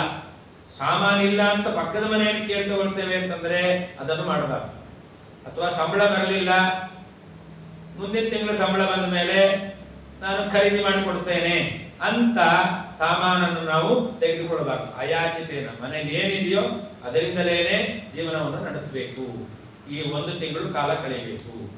ಅಥವಾ ಉಪವಾಸೇನ, ಉಪವಾಸ ಇದ್ದು 30 ದಿವಸ ಉಪವಾಸ ಇದ್ರೆ ಬಹಳ ಶ್ರೇಷ್ಠ ಅಂತ ಕೇಳಲಿಕ್ಕೆ ಒಳ್ಳೆಯದಷ್ಟೇ ಹೊರತು ಅದು ಮಾಡ್ಲಿಕ್ಕಲ್ಲ ಅಂತ ಎಲ್ರಿಗೂ ಗೊತ್ತು. ಅಂತೂ 30 ದಿವಸ ಉಪವಾಸ ಮುಂದೆ ಹೇಳ್ತೇನೆ, ಅದನ್ನು ಯಾವ ರೀತಿಯಲ್ಲಿ ವರ್ಣನೆ ಮಾಡಿದ್ದಾರೆ. ಉಪವಾಸಸ್ಯ ನಕ್ತಸ್ಯ ಏಕಭುಕ್ತಸ್ಯ ಭಾಮಿನಿ ಏಕಸ್ಯ ನಿಶ್ಚಯಂ ಕೃತ್ವಾ ತಥೋ ವಿಪ್ರಾನ್ ನಿಮಂತ್ರಯೇ. ಉಪವಾಸ ಮಾಡ್ತೇನೆ ಅಂತ ಸಂಕಲ್ಪ ಮಾಡಬೇಕಂತ. ನಕ್ತ, ರಾತ್ರಿ ಮಾತ್ರ ಊಟ ಮಾಡ್ತೇನೆ ಅಂತ ಸಂಕಲ್ಪ ಮಾಡಬೇಕು. ಏಕಭುಕ್ತ, ಮಧ್ಯಾಹ್ನ ಮಾತ್ರ ಊಟ ಮಾಡ್ತೇನೆ ಅಂತ. ಈ ರೀತಿಯಾದ ವ್ರತಗಳಲ್ಲಿ ಯಾವುದನ್ನಾದರೂ ಒಂದನ್ನು ಅವನು 2 ಮಾಡ್ತೇನೆ ಅಂತಂದ್ರೆ ಎಲ್ಲರೂ ಮಾಡ್ತಾರೆ. ಏಕಭುಕ್ತ ಮಾಡ್ತೇನೆ, ನಕ್ತ ಮಾಡ್ತೇನೆ, 2 ಮಾಡ್ತೇನೆ. ಅದಕ್ಕೆ ಹೇಳ್ತಾರೆ ಏಕಂ ನಿಶ್ಚಿತ್ಯ. ಗೊತ್ತು ನಾವು ಹೀಗೆ ಅಂತ ಕುತಂತ್ರ ಮಾಡ್ತೇವೆ. ಅದಕ್ಕೆ ಯಾವುದಾದ್ರೂ ಒಂದೋ ಮಧ್ಯಾಹ್ನ ಊಟ ಮಾಡೋದು, ಇಲ್ಲ ರಾತ್ರಿ ಊಟ ಮಾಡೋದು, ಅಥವಾ ಉಪವಾಸ ಇರೋದು. ಇಂತಹ ವ್ರತವನ್ನು ನಾವು ಸಂಕಲ್ಪ ಮಾಡಿ ಬ್ರಾಹ್ಮಣರನ್ನು ಪ್ರತಿ ದಿವಸ ಬರ್ಲಿಕ್ಕೆ ಕೇಳಬೇಕಂತ. ನಾವು ರಾತ್ರಿ ಊಟ ಮಾಡೋದಿರಬಹುದು, ಆದರೆ ಬ್ರಾಹ್ಮಣರಿಗೆ ಮಧ್ಯಾಹ್ನ ಊಟ ಹಾಕಿಸಿ ಅವರಿಗೆ ಅಪೂಪದಾನವನ್ನು ಪ್ರತಿ ದಿವಸ ಮಾಡಬೇಕು. ನಾವು 1 ತಿಂಗಳು ರಾತ್ರಿ ಭೋಜನ, ನಕ್ತ ಭೋಜನ ಎಂತಕ್ಕಂಥದ್ದನ್ನು ಮಾಡ್ತಾ ಇದ್ದೇವೆ ಅಂತಂದ್ರೆ ನಾವು ಮಾತ್ರ ರಾತ್ರಿ ಭೋಜನ ಮಾಡೋದು. ಆದರೆ ಮಧ್ಯಾಹ್ನ ಕಾಲದಲ್ಲಿ ಬ್ರಾಹ್ಮಣ ಸುವಾಸನೆಯರಿಗೆ ಅಪೂಪದಾನ ಸಹಿತ ಭೋಜನವನ್ನು ಮಾಡಿಸಬೇಕಂತ. ಪ್ರತಿಪತ್ತಿಥಿಮಾರಭ್ಯ ಅಮಾವಾಸ್ಯಾವಧಿರ್ಭವೇ ಉಪವಾಸೇನ. ನೋಡಿ ಹೇಳ್ತಾರೆ, ಪ್ರತಿಪತ್ತು ನಾಳೆ ಪ್ರಾರಂಭ ಆಗುತ್ತೆ, ಆಮೇಲೆ ಅಮಾವಾಸ್ಯೆ 15ನೇ ತಾರೀಕು ಜೂನ್, ಅಲ್ಲಿಯ ತನಕ ಉಪವಾಸ ಮಾಡ್ತಕ್ಕಂಥದ್ದು. ಅದಿಲ್ಲ ಅಂತಾದರೆ ನಕ್ತೇನ, ರಾತ್ರಿ ಮಾತ್ರ ಊಟ ಮಾಡೋದು. ಏಕಭುಕ್ತೇನ, ಹಗಲು 1 ಹೊತ್ತು ಊಟ ಮಾಡೋದು. ಈ ರೀತಿಯಲ್ಲಿ ನಿಯಮಂ ಕೃತ್ವ, ತಾನೇ ವ್ರತವನ್ನು ಮಾಡ್ತೇನೆ ಅಂತ ಸಂಕಲ್ಪವನ್ನು ಮಾಡಿ ದಾನಂ ದದ್ಯ ದಿನೇ ದಿನೇ, ಪ್ರತಿ ದಿವಸವೂ ಕೂಡ ದಾನವನ್ನು ಕೊಡಬೇಕು. ಯಾವುದದ್ದು? ದಾನಂ ಕುರ್ಯಾತ್ ಅಪೂಪಾನಾಂ ದಕ್ಷಿಣ ವ್ರತ ಸಂಯುಕ್ತಂ. ತಾನು ಮಾಡಿದ ವ್ರತ ಪರಮಾತ್ಮನಿಗೆ ಪ್ರೀತ ಆಗಬೇಕು ಎಂಬುದಾಗಿ ಪ್ರತಿ ದಿವಸ ಅಪೂಪದಾನವನ್ನು ಮಾಡಬೇಕು. ಕೊನೆಯಲ್ಲಿ ಅಂತೇಚ ಉದ್ಯಾಪನಂ ಕುರ್ಯಾ. 1 ತಿಂಗಳು ಕಡಿತು, ಆಮೇಲೆ ನಿಜ ಜ್ಯೇಷ್ಠ ಮಾಸ ಬಂತು ಅಥವಾ ನಿಜ ಮಾಸ ಬಂತು. ಈ ವರ್ಷ ಜ್ಯೇಷ್ಠ, ಯಾವಾಗಲೂ ಜ್ಯೇಷ್ಠವ ಬರಬೇಕು ಅಂತಿಲ್ಲ, ಅಂತೂ ನಿಜ ಮಾಸ ಬಂದಿದೆ ಅಂತಂದ್ರೆ ಉದ್ಯಾಪನವನ್ನು ಕೂಡ ಮಾಡಬೇಕಂತ. ಈ ರೀತಿಯಲ್ಲಿ ಮಾಡಿದ್ದಾರೆ ಅಂತಂದ್ರೆ ಸರ್ವ ಪಾಪೈಹಿ ಪ್ರಮುಚ್ಯತೆ, ಎಲ್ಲ ವಿಧವಾಗಿರ್ತಕ್ಕಂತಹ ಪಾಪವನ್ನು ಕಳ್ಕೊಳ್ತಾನೆ. ಒಂದು ಸುಂದರವಾದಂತಹ ಮಾತನ್ನು ಹೇಳ್ತಾರೆ. ಉಪವಾಸ ಇದು ಒಂದು ರೀತಿಯಲ್ಲಿ ಶರೀರ ಶೋಷಣೆ ಆಯ್ತು. ನಮ್ಮ ಶರೀರವನ್ನು ನಾವೇ ದಂಡನೆ ಮಾಡಿಕೊಳ್ಳೋದು ಯಾಕೆ ಅಂತಂದ್ರೆ, ದಾನೇವಾಪಿ ವ್ರತೇವಾಪಿ ಯಸ್ಯ ಶಕ್ತಿ ನ ವಿದ್ಯತೆ ಶರೀರ ಶೋಷಣಂತೇನ ಕರ್ತವ್ಯಂ ತೀರ್ಥ ಸೇವನಂ. ಯಾರಿಗೆ ದಾನ ಕೊಡಲಿಕ್ಕೆ ಹಣ ಇಲ್ಲ, ಬೇರೆ ಅಪೂಪ ದಾನಾದಿ ವ್ರತಗಳನ್ನು ಮಾಡಲಿಕ್ಕೂ 30 ದಿವಸವೂ ಅಪೂಪ ದಾನ ಮಾಡ್ತೇನೆ ಎಂಬತಕ್ಕಂಥದ್ದು ಒಂದು ವ್ರತ, ಇದನ್ನು ಮಾಡಲಿಕ್ಕೂ ಅವರಿಗೆ ಶಕ್ತಿ ಎಂಬತಕ್ಕಂಥದ್ದಿಲ್ಲ. ಅಂತಹ ವ್ಯಕ್ತಿ 2 ಮಾಡಬಹುದು. ಹಣ ಇಲ್ಲಿದ್ದು ಏನು? ಒಂದು ಶಾಸ್ತ್ರ ಶ್ರವಣ, ಏನು ದುಡ್ಡು ಕೊಡಬೇಕು ಇಲ್ಲ. ಹಾಗಾದ್ರೆ ಹಣ ಖರ್ಚಿಲ್ಲದೆ ಮಾಡತಕ್ಕಂಥದ್ದು ಒಂದು ಅಂದ್ರೆ ತೀರ್ಥ ಸೇವನ. ತೀರ್ಥ ಸೇವನ ಅಂತಂದ್ರೆ ತೀರ್ಥಯಾತ್ರೆ ಹೋಗಿ ತೀರ್ಥದಲ್ಲಿ ಮುಳುಗೋದು ಅಂತ ಅರ್ಥ ಅಲ್ಲ. ಮತ್ತೆ ಊರಲ್ಲೇ ಇದ್ರೆ ಅಲ್ಲಿ ಹೋಗಿ ಸ್ನಾನ ಮಾಡೋದು. ತೀರ್ಥ ಅಂತಂದ್ರೆ ಶಾಸ್ತ್ರವನ್ನು ಶ್ರವಣ ಮಾಡೋದು. ಹಾಗೆ ಶರೀರ ಶೋಷಣ, ಉಪವಾಸ ಮಾಡತಕ್ಕಂಥದ್ದು, ಇದನ್ನು ಅವಶ್ಯವಾಗಿ ಮಾಡಲೇಬೇಕು.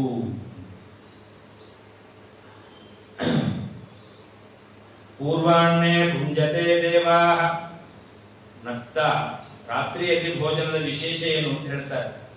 ಪೂರ್ವಾಹ್ಣೆ ಭುಂಜತೆ ದೇವಾ, ಮಧ್ಯಾಹ್ನೆ ಮುನಯಸ್ತತ, ಅಪರಾಹ್ಣೆ ಪಿತೃಗಣಾಃ, ಸ್ವಾತ್ಮಾರ್ಥಸ್ತು ಚತುರ್ಥಕಃ. ದೇವತೆಗಳಿಗೆ ಯಾವಾಗ ನೈವೇದ್ಯ ಎಲ್ಲ ಆಗಬೇಕು ಅಂತಂದ್ರೆ ಪೂರ್ವಾಹ್ಣೆ ಅಂದರೆ 11 ಗಂಟೆ ಒಳಗಡೆನೆ ದೇವತಾ ನೈವೇದ್ಯ ಅದೆಲ್ಲ ವೈಶ್ವದೇವಾದಿಗಳು ಮುಗಿದಿರಬೇಕು. ಆಮೇಲೆ ಮಧ್ಯಾಹ್ನ ಮುನಯ, ಮಧ್ಯಾಹ್ನ ಕಾಲದಲ್ಲಿ ಋಷಿಮುನಿಗಳು ಊಟ ಮಾಡ್ತಾರೆ. ಯಾಕೆ ಅಂತಂದ್ರೆ ಅವರು ಭಿಕ್ಷೆ ಬೇಳೆ ತಿನ್ನಬೇಕು. ಭಿಕ್ಷೆ ಬೇಡುತ್ತಿರ್ಬೇಕು ಅಂತಂದ್ರೆ ಎಲ್ಲರೂ ಎಷ್ಟೊತ್ತಿಗೆ ನೈವೇದ್ಯ ಮಾಡ್ತಾರೆ ದೇವತೆಗಳಿಗೆ? ಹಿಂದೆ ಹೇಳಿದ ಹಾಗೆ ಪೂರ್ವಾನ್ನ. ಹಾಗಾದರೆ ಪೂರ್ವಾನ್ನದ ಅನಂತರದಲ್ಲಿ ಅವರು ಗ್ರಾಮಕ್ಕೆ ಹೋಗಿ ಭಿಕ್ಷೆ ಬೇಡಿ ಬರಬೇಕು. ಎಷ್ಟೊತ್ತಾಗುತ್ತೆ ಅವಾಗ? ಮಧ್ಯಾಹ್ನ ಆಗಿ ಆಗುತ್ತೆ. ಹಾಗಾದರೆ ಮಧ್ಯಾಹ್ನ ಕಾಲದಲ್ಲಿ ಋಷಿ ಮುನಿಗಳು, ಆಮೇಲೆ ಪಿತೃಗಳಾದರೆ ಅವರಿಗೆ ಅಪರಾಹ್ನ. ಅದಕ್ಕೆ ಕುತುಬ ಕಾಲದಲ್ಲಿ ಶ್ರಾದ್ದ ಪ್ರಾರಂಭ ಮಾಡಬೇಕು, ಮುಗಿಸೋದಲ್ಲ. ಕುತುಪ ಅಂದ್ರೆ ತಪ, ಭೂಮಿ ಕಾದ ಕಾಲದಲ್ಲಿ ಶ್ರಾದ್ದ ಪ್ರಾರಂಭ ಮಾಡಬೇಕು. ಭೂಮಿ ಕಾಯೋದು ಯಾವಾಗ? 12 ಗಂಟೆಗೆ ಅಂತ. ಹಾಗಾದ್ರೆ 12 ಗಂಟೆಗೆ ಶ್ರಾದ್ದ ಪ್ರಾರಂಭ ಮಾಡಬೇಕು. ಪ್ರಾರಂಭ ಅಂದ್ರೆ ಅಡಿಗೆ ಪ್ರಾರಂಭ. ಇವೆಲ್ಲ ಶ್ರಾದ್ದ ಮಾಡಬೇಕಾದ್ರೆ ಕೆಲವು ಮಂತ್ರಗಳು ಬರುತ್ತೆ. ಅಲ್ಲಿ ಏನು ಗೊತ್ತಾ? ಅಡಿಗೆ ಪಾತ್ರೆ ಇವುಗಳನ್ನು ಪ್ರೋಕ್ಷಣೆ ಮಾಡಬೇಕು ಅಂತ. ಅಡಿಗೆ ಮಾಡಿಟ್ಟ ಪಾತ್ರೆ ಅಲ್ಲ, ಅಡಿಗೆ ಮಾಡಬೇಕಾದ ಪಾತ್ರೆ.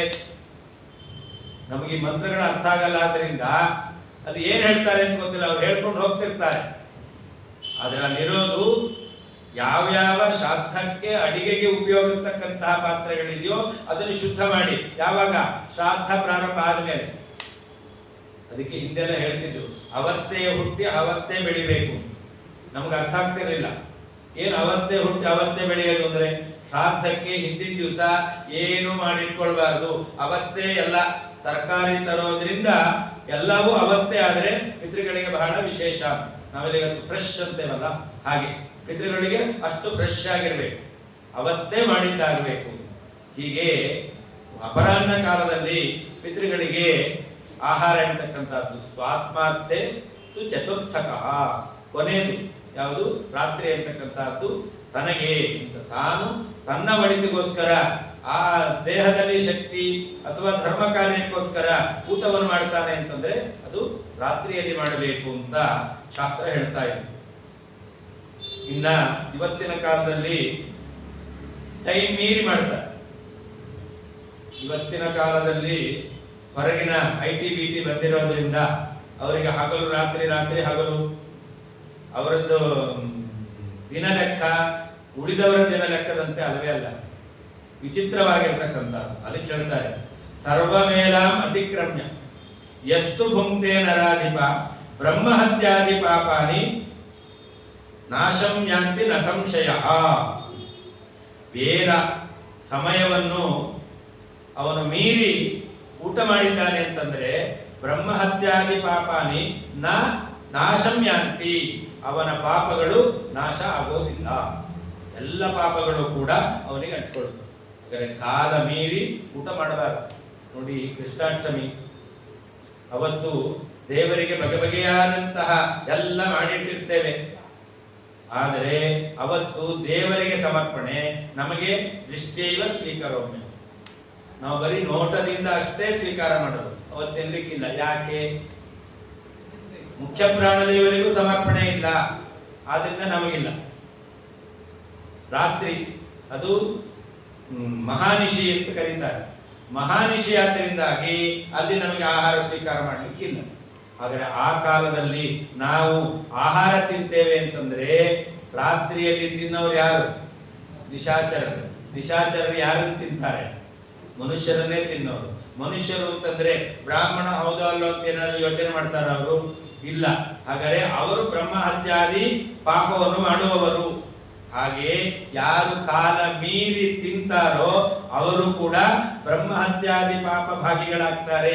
ಅವರ ಪಾಪ ದೂರ ಆಗೋದಿಲ್ಲ. ಅದರಿಂದ ಕಾಲ ಮೀರಿ ಊಟ ಮಾಡಬಾರದು. ನಕ್ತ ಭೋಜಿ, ಆದರೆ ರಾತ್ರಿ ಕಾಲದಲ್ಲಿ ಊಟ ಮಾಡ್ತಾನೆ ಅಂತಂದ್ರೆ ಒಂದೇ ಹೊತ್ತು ಊಟ ಮಾಡುವವನು ಸರ್ವ ಪುಣ್ಯಾಧಿಕೋ ಭವಿ, ಅವನ ಪುಣ್ಯ ಎಲ್ಲ ಪುಣ್ಯಗಳಿಗಿಂತ ಅಧಿಕವಾಗುತ್ತೆ. ದಿನೇ ದಿನೇ ಅಶ್ವಮೇಧಸ್ಯ ಫಲಂ ಪ್ರಾಪ್ನೋತಿ ಮಾನವ, ಪ್ರತಿ ದಿವಸ ಅಶ್ವಮೇಧ ಯಜ್ಞ ಮಾಡಿದಂತಹ ಪುಣ್ಯವನ್ನು ಪಡಿತಾನೆ. ಹಾಗೆ ಏಕಾನ್ನೇನ ನರೋ ಯಸ್ತು ಮಲಮಾಸಂ ನಿಷೇವತೆ, ಒಂದೇ ಹೊತ್ತು ಊಟ ಮಾಡೋದು. ಅದು ನಕ್ತ ಅಂತ ಬೇಕಾಗಿಲ್ಲ, ಮಧ್ಯಾಹ್ನವೇ ಆಗ್ಬೋದು. ಅಂಥವನು ಚತುರ್ಭುಜೋ ನರೋ ಭೂತ್ವಾ, ಅವನಿಗೆ 4 ಕೈ ಇರುತ್ತೆ. ಮೋಕ್ಷದಲ್ಲಿ ಒಂದು ವಿಶೇಷ ಇದೆ. ಏನು ವಿಶೇಷ? ಸರ್ವೇ ಚತುರ್ಭಾವ ಬಾಹವ, ಭಾಗವತ ಹೇಳುತ್ತೆ ಎಲ್ಲರಿಗೂ 4 ಕೈ. ಮೋಕ್ಷ ಪಡೆಯೋರು ಎಲ್ಲರೂ ಕೂಡ ಸಾರೂಪ್ಯ ಮೋಕ್ಷವನ್ನು ಪಡೀತಾರೆ. ಆಮೇಲೆ ಸಾಲೋಕ್ಯ, ಸಾಮೀಪ್ಯ, ಸಾಯುಜ್ಯ. ಆ ಸಾರೂಪ್ಯ ಇದೆಯಲ್ಲ, ಆ 4 ಮೋಕ್ಷಗಳಲ್ಲಿ ಕೊನೆದು ಅದು ಎಲ್ರಿಗೂ ಇದೆ. ಹಾಗಾದರೆ ಇವರು ಕೂಡ ಈ ಅಧಿಕ ಮಾಸದಲ್ಲಿ 1 ಹೊತ್ತು ಊಟ ಮಾಡ್ತಕ್ಕಂಥವರಿಗೆ ಚತುರ್ಭುಜ, ಅವನು 4 ಕೈ ಉಳ್ಳವನಾಗಿ, 1 ಕೈಯಲ್ಲೇ ತಿನ್ನೋದು, 2 ಕೈಯಲ್ಲಿ ಯಾರು ತಿನ್ನಲ್ಲ, ಆದರೆ 4 ಕೈಯಿಂದ ಅವನು ತಿಂತಾನೆ ಅಂದ್ರೆ ಅರ್ಥ ಅಷ್ಟು ಸುಖ ಸಮೃದ್ಧಿಯನ್ನು ಅವನು ಪಡಿತಾನೆ. ಹೀಗೆ ಅವನಿಗೆ ಮೋಕ್ಷ ಪ್ರಾಪ್ತಿಯಾಗುತ್ತೆ ಒಂದರ್ಥ. ಅಥವಾ ಭೌತಿಕವಾಗಿ ವಿಚಾರ ಮಾಡ್ತೇವೆ ಅಂತಂದ್ರೆ 2 ಕೈ ಇದ್ದವನು 4 ಕೈ ಆದ, 2 ಕೈ ಇದ್ದವಳು 4 ಕೈ ಆಯಿತು, ಏನೋ ಎಕ್ಸ್ಟ್ರಾ ಪೌಂಡ್ರಕ ವಾಸುದೇವನ್ ತರ ಕೈ ಫಿಕ್ಸ್ ಮಾಡ್ಕೊಂಡ ಅಂತಲ್ಲ. ಮದುವೆ ಆಗಿಲ್ಲ ಅಂದ್ರೆ ಮದುವೆ ಆಗುತ್ತೆ ಅಂತ. ಯಾರು ಅಧಿಕ ಮಾಸದ ವ್ರತ ಅನುಷ್ಠಾನವನ್ನು ಮಾಡುತ್ತಾರೋ ಅವರಿಗೆ ಮದುವೆ ಆಗಿರಲಿಲ್ಲ ಅಂತಾದರೆ ಮದುವೆಯನ್ನು ಕೂಡ ಪಡಿತಾರೆ. ಏಕಾನ್ನಾನ್ ಅಪರಂ ಕಿಂಚಿತ್ ಪವಿತ್ರಮಿಹ ವಿದ್ಯತೆ, ಏಕಾನಾನ್ ಮುನಯ ಸಿದ್ಧಾಃ ಪರಂ ನಿರ್ವಾಣಮಾಗತಾಃ. ಒಂದೇ ಹೊತ್ತು ಊಟ ಮಾಡ್ತೇವೆ ಅಂತಂದ್ರೆ ಇದಕ್ಕಿಂತ ಪವಿತ್ರವಾದದ್ದು ಇನ್ನೊಂದಿಲ್ಲ. ಋಷಿ ಮುನಿಗಳೆಲ್ಲ ಭಿಕ್ಷೆಗೆ ಬರ್ತಿದ್ರು. ಸಾಯಂಕಾಲ ಭಿಕ್ಷೆ ಬರ್ತಿದ್ರ? ಇಲ್ಲವೇ ಇಲ್ಲ. ಅವರು ಭಿಕ್ಷೆ ಬೇಡಿದ್ದು ಮಧ್ಯಾಹ್ನ ಮಾತ್ರ. ರಾತ್ರಿ ಇಟ್ಕೊಳ್ತಿದ್ರ? ನಾವೆಲ್ಲ ಹಾಗೆ ಈಗ ಮಠಕ್ಕೆ ಹೋಗ್ತೇವೆ, ಹಸ್ತೋದಕ ಬರೆಸಿ ಊಟ ಮಾಡ್ತೇವೆ, ಕ್ಯಾರಿಯರ್ ತಗೊಂಡೋಗಿರ್ತೇವೆ. ಯಾಕೆ ಮಧ್ಯಾಹ್ನ ಅಡುಗೆ ಮಾಡಲಿಲ್ಲಲ್ಲ, ಸಾಯಂಕಾಲಕ್ಕೆ ಬೇಕು. ಆದರೆ ಋಷಿ ಮುನಿಗಳು ಭಿಕ್ಷೆ ಬೇಡಿ ಊಟ ಮಾಡ್ತಿದ್ರು, ಆದರೆ ಸಾಯಂಕಾಲಕ್ಕೂ ಸೇರಿಸ್ಕೊಡ್ರಿ ಅಂತ ಭಿಕ್ಷೆ ಹಾಕಿಸ್ಕೊಳ್ತಿದ್ರ? ಇಲ್ಲವೇ ಇಲ್ಲ. ಎಷ್ಟು ಬೇಕೋ ಅಷ್ಟನ್ನು ಮಾತ್ರ ಬೇಡಿ ತಗೊಂಡು ಹೋಗ್ತಾ ಇದ್ರು. ಒಂದೇ ಹೊತ್ತು ಊಟ, 2 ಹೊತ್ತು ಊಟ ಇಲ್ಲವೇ ಇಲ್ಲ. ಅವರೆಲ್ಲ ಏನಾಗಿದ್ದಾರೆ? ಪರಾಂ ಸಿದ್ಧಿ ಮಿತೋಗತಾಃ. ಅವರು 1 ಹೊತ್ತು ಊಟ ಮಾಡಿ ಒಳ್ಳೆ ಸಿದ್ಧಿಯನ್ನು ಪಡೆದಿದ್ದಾರೆ. ಹಾಗೆ ನಾವು ಕೂಡ ಒಂದೇ ಹೊತ್ತು ಊಟ ಮಾಡ್ತೇವೆ ಅಂತಂದ್ರೆ ಭಗವಂತನ ಅನುಗ್ರಹದಿಂದ ಉತ್ತಮ ಲೋಕವನ್ನು ಪಡಿತೇವೆ. ದಶಮೀಂ ದ್ವಾದಶೀಂ ಚೈವ ಏಕಭುಕ್ತಂಚ ಕಾರಯೇತ್. ಎಲ್ಲಾ ದಿವಸ ನಮಗೆ 1 ಹೊತ್ತು ಊಟ ಮಾಡಲಿಕ್ಕೆ ಆಗಲಿಲ್ಲ ಅಂದ್ರೆ ಕೊನೆ ಪಕ್ಷ ದಶಮಿ ಮಧ್ಯಾಹ್ನ ಊಟ ಮಾಡಿ, ಏಕಾದಶಿ ಉಪವಾಸ ಮಾಡಿ, ದ್ವಾದಶಿ ಬೆಳಿಗ್ಗೆ ಊಟ ಮಾಡಬೇಕು. ದ್ವಾದಶಿ ಬೆಳಿಗ್ಗೆ ಊಟ ಮಾಡಿದರೆ ತ್ರಯೋದಶಿ ದಿವಸ ಮಧ್ಯಾಹ್ನ ಊಟ ಮಾಡಬೇಕು. ದ್ವಾದಶಿ ಮತ್ತು ದಶಮಿ 2 ದಿವಸ ಆದರೂ ಏಕಭುಕ್ತ ಎಂಬತಕ್ಕಂಥದ್ದನ್ನು ಮಾಡಬೇಕಂತೆ. ನರಹ ಸ್ವರ್ಗಂ ಅವಾಪ್ನುಯ, ಅವನಿಗೆ ಉತ್ತಮ ಲೋಕ ಪ್ರಾಪ್ತಿಯಾಗುತ್ತೆ ಎಂದು ಹೇಳಿದ್ದೆ. 1 ದಿವಸ ಆದರೂ ಉಪವಾಸ ಮಾಡಬೇಕು ಅಂತ ಅದನ್ನು ಹೇಳ್ತಾರೆ. ಉಪವಾಸ ವ್ರತಂ ಕುರ್ಯ ಸರ್ವಕಾಮ ಫಲಾಪ್ತಯೇ. ಉಪವಾಸ ವ್ರತ ಮಾಡಬೇಕು ಅಂತ. ಎಷ್ಟು ಮಾಡಬಹುದು? ಮಾಸೋಪವಾಸಂ ವಾ ಕುರ್ಯ. ಮಾಸೋಪವಾಸ 30 ದಿವಸ ಉಪವಾಸ ಮಾಡಬೇಕು, ಸಾಧ್ಯವೇ ಇಲ್ಲ. ಪಕ್ಷೇತು ಕ್ಷುಪವಾಸಕಃ, ಪಕ್ಷ 15 ದಿವಸ ಉಪವಾಸ ಮಾಡಬೇಕು. ಷಡ್ರಾತ್ರಂ ವಾ, ಅದಾಗ್ಲಿಲ್ಲ ಅಂತಂದ್ರೆ 6 ದಿವಸ ಉಪವಾಸ ಮಾಡಬೇಕು. ತ್ರಿರಾತ್ರಂ ವಾ, 3 ದಿವಸ ಆದರೂ ಉಪವಾಸ ಮಾಡಬೇಕು. ಅದು ಸಾಗ್ಲಿಲ್ಲ ಅಂತಂದ್ರೆ ಏಕತರಂ, 1 ದಿವಸ ಆದರೂ ಉಪವಾಸವನ್ನು ಮಾಡಲೇಬೇಕು. ಹೀಗೆ 30, 15, 6, 3 ಏನೂ ಆಗಲಿಲ್ಲ ಅಂದ್ರೆ 1 ದಿವಸ ಆದರೂ ಕೂಡ ಏಕಂ ವಾಪಿ ಉಪವಾಸಂತೂ ಶಕ್ತಿ ತಸ್ತು ಸಮಾಚರೇ. 1 ಉಪವಾಸ ಮಾಡಲಿಕ್ಕೆ ಶಕ್ತಿ ಇದ್ದೇ ಇರುತ್ತೆ. ಅದರಿಂದ ಅಧಿಕ ಮಾಸ ನಿಮಿತ್ತ 1 ಉಪವಾಸವನ್ನಾದರೂ ಕೂಡ ಮಾಡಲೇಬೇಕು. ಯಾರು? ನರೋವ ಯದಿವಾ ನಾರಿ ಕುಮಾರೀವ ಕುಮಾರಕಃ ಜ್ವರವಾನ್ ಅಥ ವೃದ್ಧೋವ ವಿಧವಾತು ವಿಶೇಷತಃ ಏಕೇನಾಪಿ ಉಪವಾಸೇನ ಕೃತಕೃತ್ಯೋ ಭವೇದಿಹ. ಮನುಷ್ಯ ಆಗ್ಬೋದು, ಸ್ತ್ರೀ ಆಗ್ಬೋದು, ಹೆಣ್ಣು ಮಗಳಾಗ್ಬೋದು, ಗಂಡು ಮಗ ಆಗ್ಬೋದು, ಹುಷಾರಿಲ್ಲದೆ ಇದ್ದವರಾಗ್ಬೋದು, ವೃದ್ಧರಾಗ್ಬೋದು, 1 ಹೊತ್ತು ಉಪವಾಸ ಮಾಡಿದ್ರೆ ಸಾಯಲ್ಲ, 1 ದಿವಸ ಉಪವಾಸ ಮಾಡಿದ್ರೆ ಸಾಯಲ್ಲ. ಅದರಿಂದ ಪ್ರತಿಯೊಬ್ಬರು ಕೂಡ ಉಪವಾಸ ಮಾಡಿ ಕೃತಕೃತ್ಯರಾಗಬೇಕು. ಇನ್ನೊಂದು ಮಾತು ಹೇಳಿದ್ದೆ ನಾನು, ಮಾಷ ಉದ್ದು ತಿನ್ನಬಾರದು. ಅದನ್ನು ಹೇಳ್ತಾರೆ, ತಸ್ಮಿನ್ ವಿವರ್ಜಯೇನ್ ಮಾಷಂ ಅಧಿಮಾಸೆ ಹರಿಪ್ರಿಯೆ ಸರ್ವಸ್ಮಾನ್ ಮುಚ್ಯತೆ ಪಾಪ ವಿಷ್ಣು ಲೋಕಂ ಸ ಗಚ್ಚತಿ. ಮಾಷ ಉದ್ದು, 1 ತಿಂಗಳು ಉದ್ದನ್ನು ತಿನ್ನಬಾರದು. ಇದರಿಂದಲೂ ಕೂಡ ಪರಮಾತ್ಮ ಪ್ರೀತನಾಗಿ ವಿಷ್ಣು ಲೋಕವನ್ನೇ, ತನ್ನ ಲೋಕವನ್ನೇ ಕೊಡ್ತಾನೆ ಎಂಬುದಾಗಿ ಹೀಗೆ ಅನೇಕ ವಿಧವಾಗಿರ್ತಕ್ಕಂತಹ ವ್ರತಗಳನ್ನು ಹೇಳಿದ್ದಾರೆ. ಟೈಮ್ ಆಯಿತು. ಕೊನೆಯಲ್ಲಿ ಒಂದು ವಿಷಯವನ್ನು ಹೇಳಿ ಮುಗಿಸ್ತೇನೆ.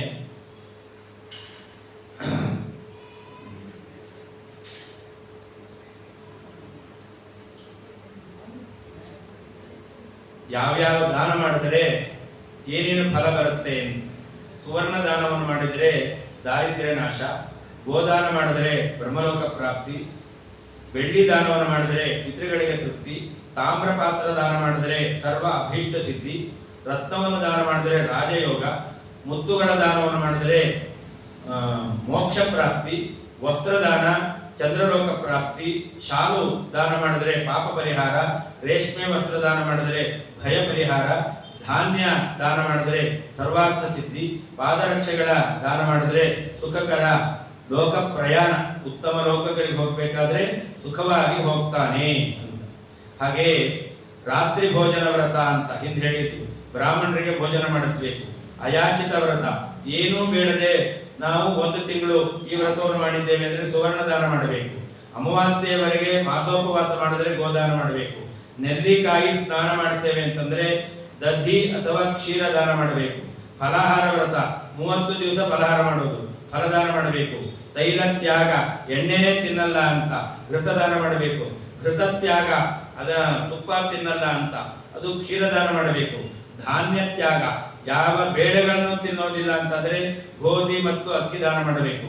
ಹಾಗೆ ನೆಲದ ಮೇಲೆ ಮಲಗುವಂತಹ ವ್ರತ ಶಯ್ಯಾದಾನ ಮಾಡಬೇಕು. ಅದನ್ನು ಚೆನ್ನಾಗಿ ಮಾಡ್ಬೋದು, ಬೇಸಿಗೆ ಕಾಲ ಆದ್ದರಿಂದ ಸೆಕೆ ಆರಾಮಾಗಿ ನೆಲದ ಮೇಲೆ ಮಲಗಬಹುದು. ಆಮೇಲೆ ಎಲೆಯಲ್ಲಿ ಊಟ ಮಾಡುವಂತಹ ವ್ರತ, ತಟ್ಟೆಯಲ್ಲಿ ಊಟ ಮಾಡ್ತಿರ್ತೀವಿ, ಎಲೆಯಲ್ಲಿ ಊಟ ಮಾಡೋದು ಅಂತ. ಬ್ರಾಹ್ಮಣ ಭೋಜನ ಮಾಡಿಸ್ಬೇಕು. ಮೌನ ವ್ರತ, ಗಂಟೆ ತಿಲ ಸುವರ್ಣ ದಾನ ಮಾಡಬೇಕು. ನಖ ಕೇಶ ಅದನ್ನು ತುಂಡು ಮಾಡಿಕೊಳ್ಳೋದಿಲ್ಲ ಅಂತ ಧಾರಣೆ ಮಾಡಿರ್ತಕ್ಕಂಥದ್ದು, ದರ್ಪಣ ದಾನ ಮಾಡಬೇಕು. ಪಾದರಕ್ಷೆಯನ್ನು ಹಾಕದೇನೆ 1 ತಿಂಗಳು ಇರ್ತೇನೆ ಅಂತ, ಇದು ಸುಲಭ. ಇದನ್ನು ಮಾಡೋದ್ರೂ ಕೂಡ ಪಾದರಕ್ಷೆ ದಾನ ಮಾಡಬೇಕು. ಅಲವಣ ವ್ರತ, ಉಪ್ಪು ಹಾಕದೇನೆ ಪದಾರ್ಥಗಳನ್ನು ಊಟ ಮಾಡಿರ್ತೇನೆ ಅಂದ್ರೆ ಬಗೆ ಬಗೆಯ ರಸವತ್ತಾದ ಪದಾರ್ಥಗಳನ್ನು ದಾನ ಮಾಡಬೇಕು. ದೀಪದಾನ ಮಾಡಿದರೆ ಬಂಗಾರ ಬತ್ತಿಯ ದೀಪದ ದಾನ ಮಾಡಬೇಕು. ಧಾರಣಪಾನ ವ್ರತ, 1 ದಿವಸ ಊಟ 1 ದಿವಸ ಉಪವಾಸ, ಈ ರೀತಿಯಲ್ಲಿ ಮಾಡಿದರೆ 8 ಉದುಕುಂಭ ದಾನ ಮಾಡಬೇಕು ಎಂಬುದಾಗಿ ಹೇಳ್ತಾ, ವಿತ್ತ ಶಾಸ್ತ್ಯಂ ಅಕುರ್ವಾಣ ದಾನಂ ದದ್ಯ ತ್ರಿಜಾತ. ಎಲ್ಲಿಯೂ ಕೂಡ ನಿಪುಣತನ ತೋರದೇನೆ ಈ ಕರ್ಮಗಳನ್ನು ಮಾಡಿದರೆ ಭಗವಂತ ಪ್ರೀತನಾಗ್ತಾನೆ ಅಂತ ನಿರೂಪಣೆ ಮಾಡಿದ್ದಾರೆ ಅಂತ ಹೇಳ್ತಾ, ಅಧಿಕ ಮಾಸದಲ್ಲಿ ನಾಳೆಯಿಂದ ಮಾಡಬೇಕಾದ ಕೆಲವೊಂದು ಆಚರಣೆಯ ವಿಚಾರವನ್ನು ಮನನ ಮಾಡುವಂತಹ ಪ್ರವೃತ್ತಿಯನ್ನು ಮಾಡಿದ್ದೇವೆ. ವಾದಿರಾಜರ ಯುಕ್ತಿ ಮಲ್ಲಿಕ ಎಂತಕ್ಕಂತಹ ಅತ್ಯುತ್ತಮವಾದ ಕೃತಿಯ ಕೆಲವೊಂದು ಅಂಶವನ್ನು ಮನನ ಮಾಡಿದ್ದೇವೆ. ಇದಕ್ಕೆ ಅವಕಾಶವನ್ನು ಮಾಡಿಕೊಟ್ಟಂತಹ ಈ ಸಂಘದ ಪದಾಧಿಕಾರಿಗಳಿಗೆ, ಶ್ರವಣ ಮಾಡಿರ್ತಕ್ಕಂತಹ ಸಕಲ ಸದ್ಭಕ್ತರಿಗೂ, ಈ ಮಾಸ ನಿಯಾಮಕನಾಗಿರ್ತಕ್ಕಂತಹ ಅಸ್ಮದ್ ಗುರುವಂತರ್ಯಾಮಿ ಪ್ರಾಣಾಂತರ್ಯಾಮಿ ಆಗಿರ್ತಕ್ಕಂಥ ಪರಮಾತ್ಮ ಹಿತೋಪ್ಯತಿಶಯವಾಗಿರ್ತಕ್ಕಂತಹ ಧರ್ಮಕಾಲದಲ್ಲಿ, ಶ್ರವಣದಲ್ಲಿ, ಸತ್ಕಾರ್ಯದಲ್ಲಿ ಆ ಶ್ರದ್ಧಾ ಭಕ್ತಿಯನ್ನು ಕೊಟ್ಟು ಅನುಗ್ರಹಿಸಲಿ ಅಂತ ಹೇಳ್ತಾ ಈ 4 ಮಾತುಗಳನ್ನು ಅಸ್ಮದ್ ಗುರುವಂತರ್ಯಾಮಿ ಪ್ರಾಣಾಂತರ್ಯಾಮಿ ಪರಮಾತ್ಮನ ಅರ್ಪಣೆ ಮಾಡ್ತಾ ಇದ್ದೇನೆ. ಶ್ರೀಕೃಷ್ಣಾರ್ಪಣವಸ್ತು.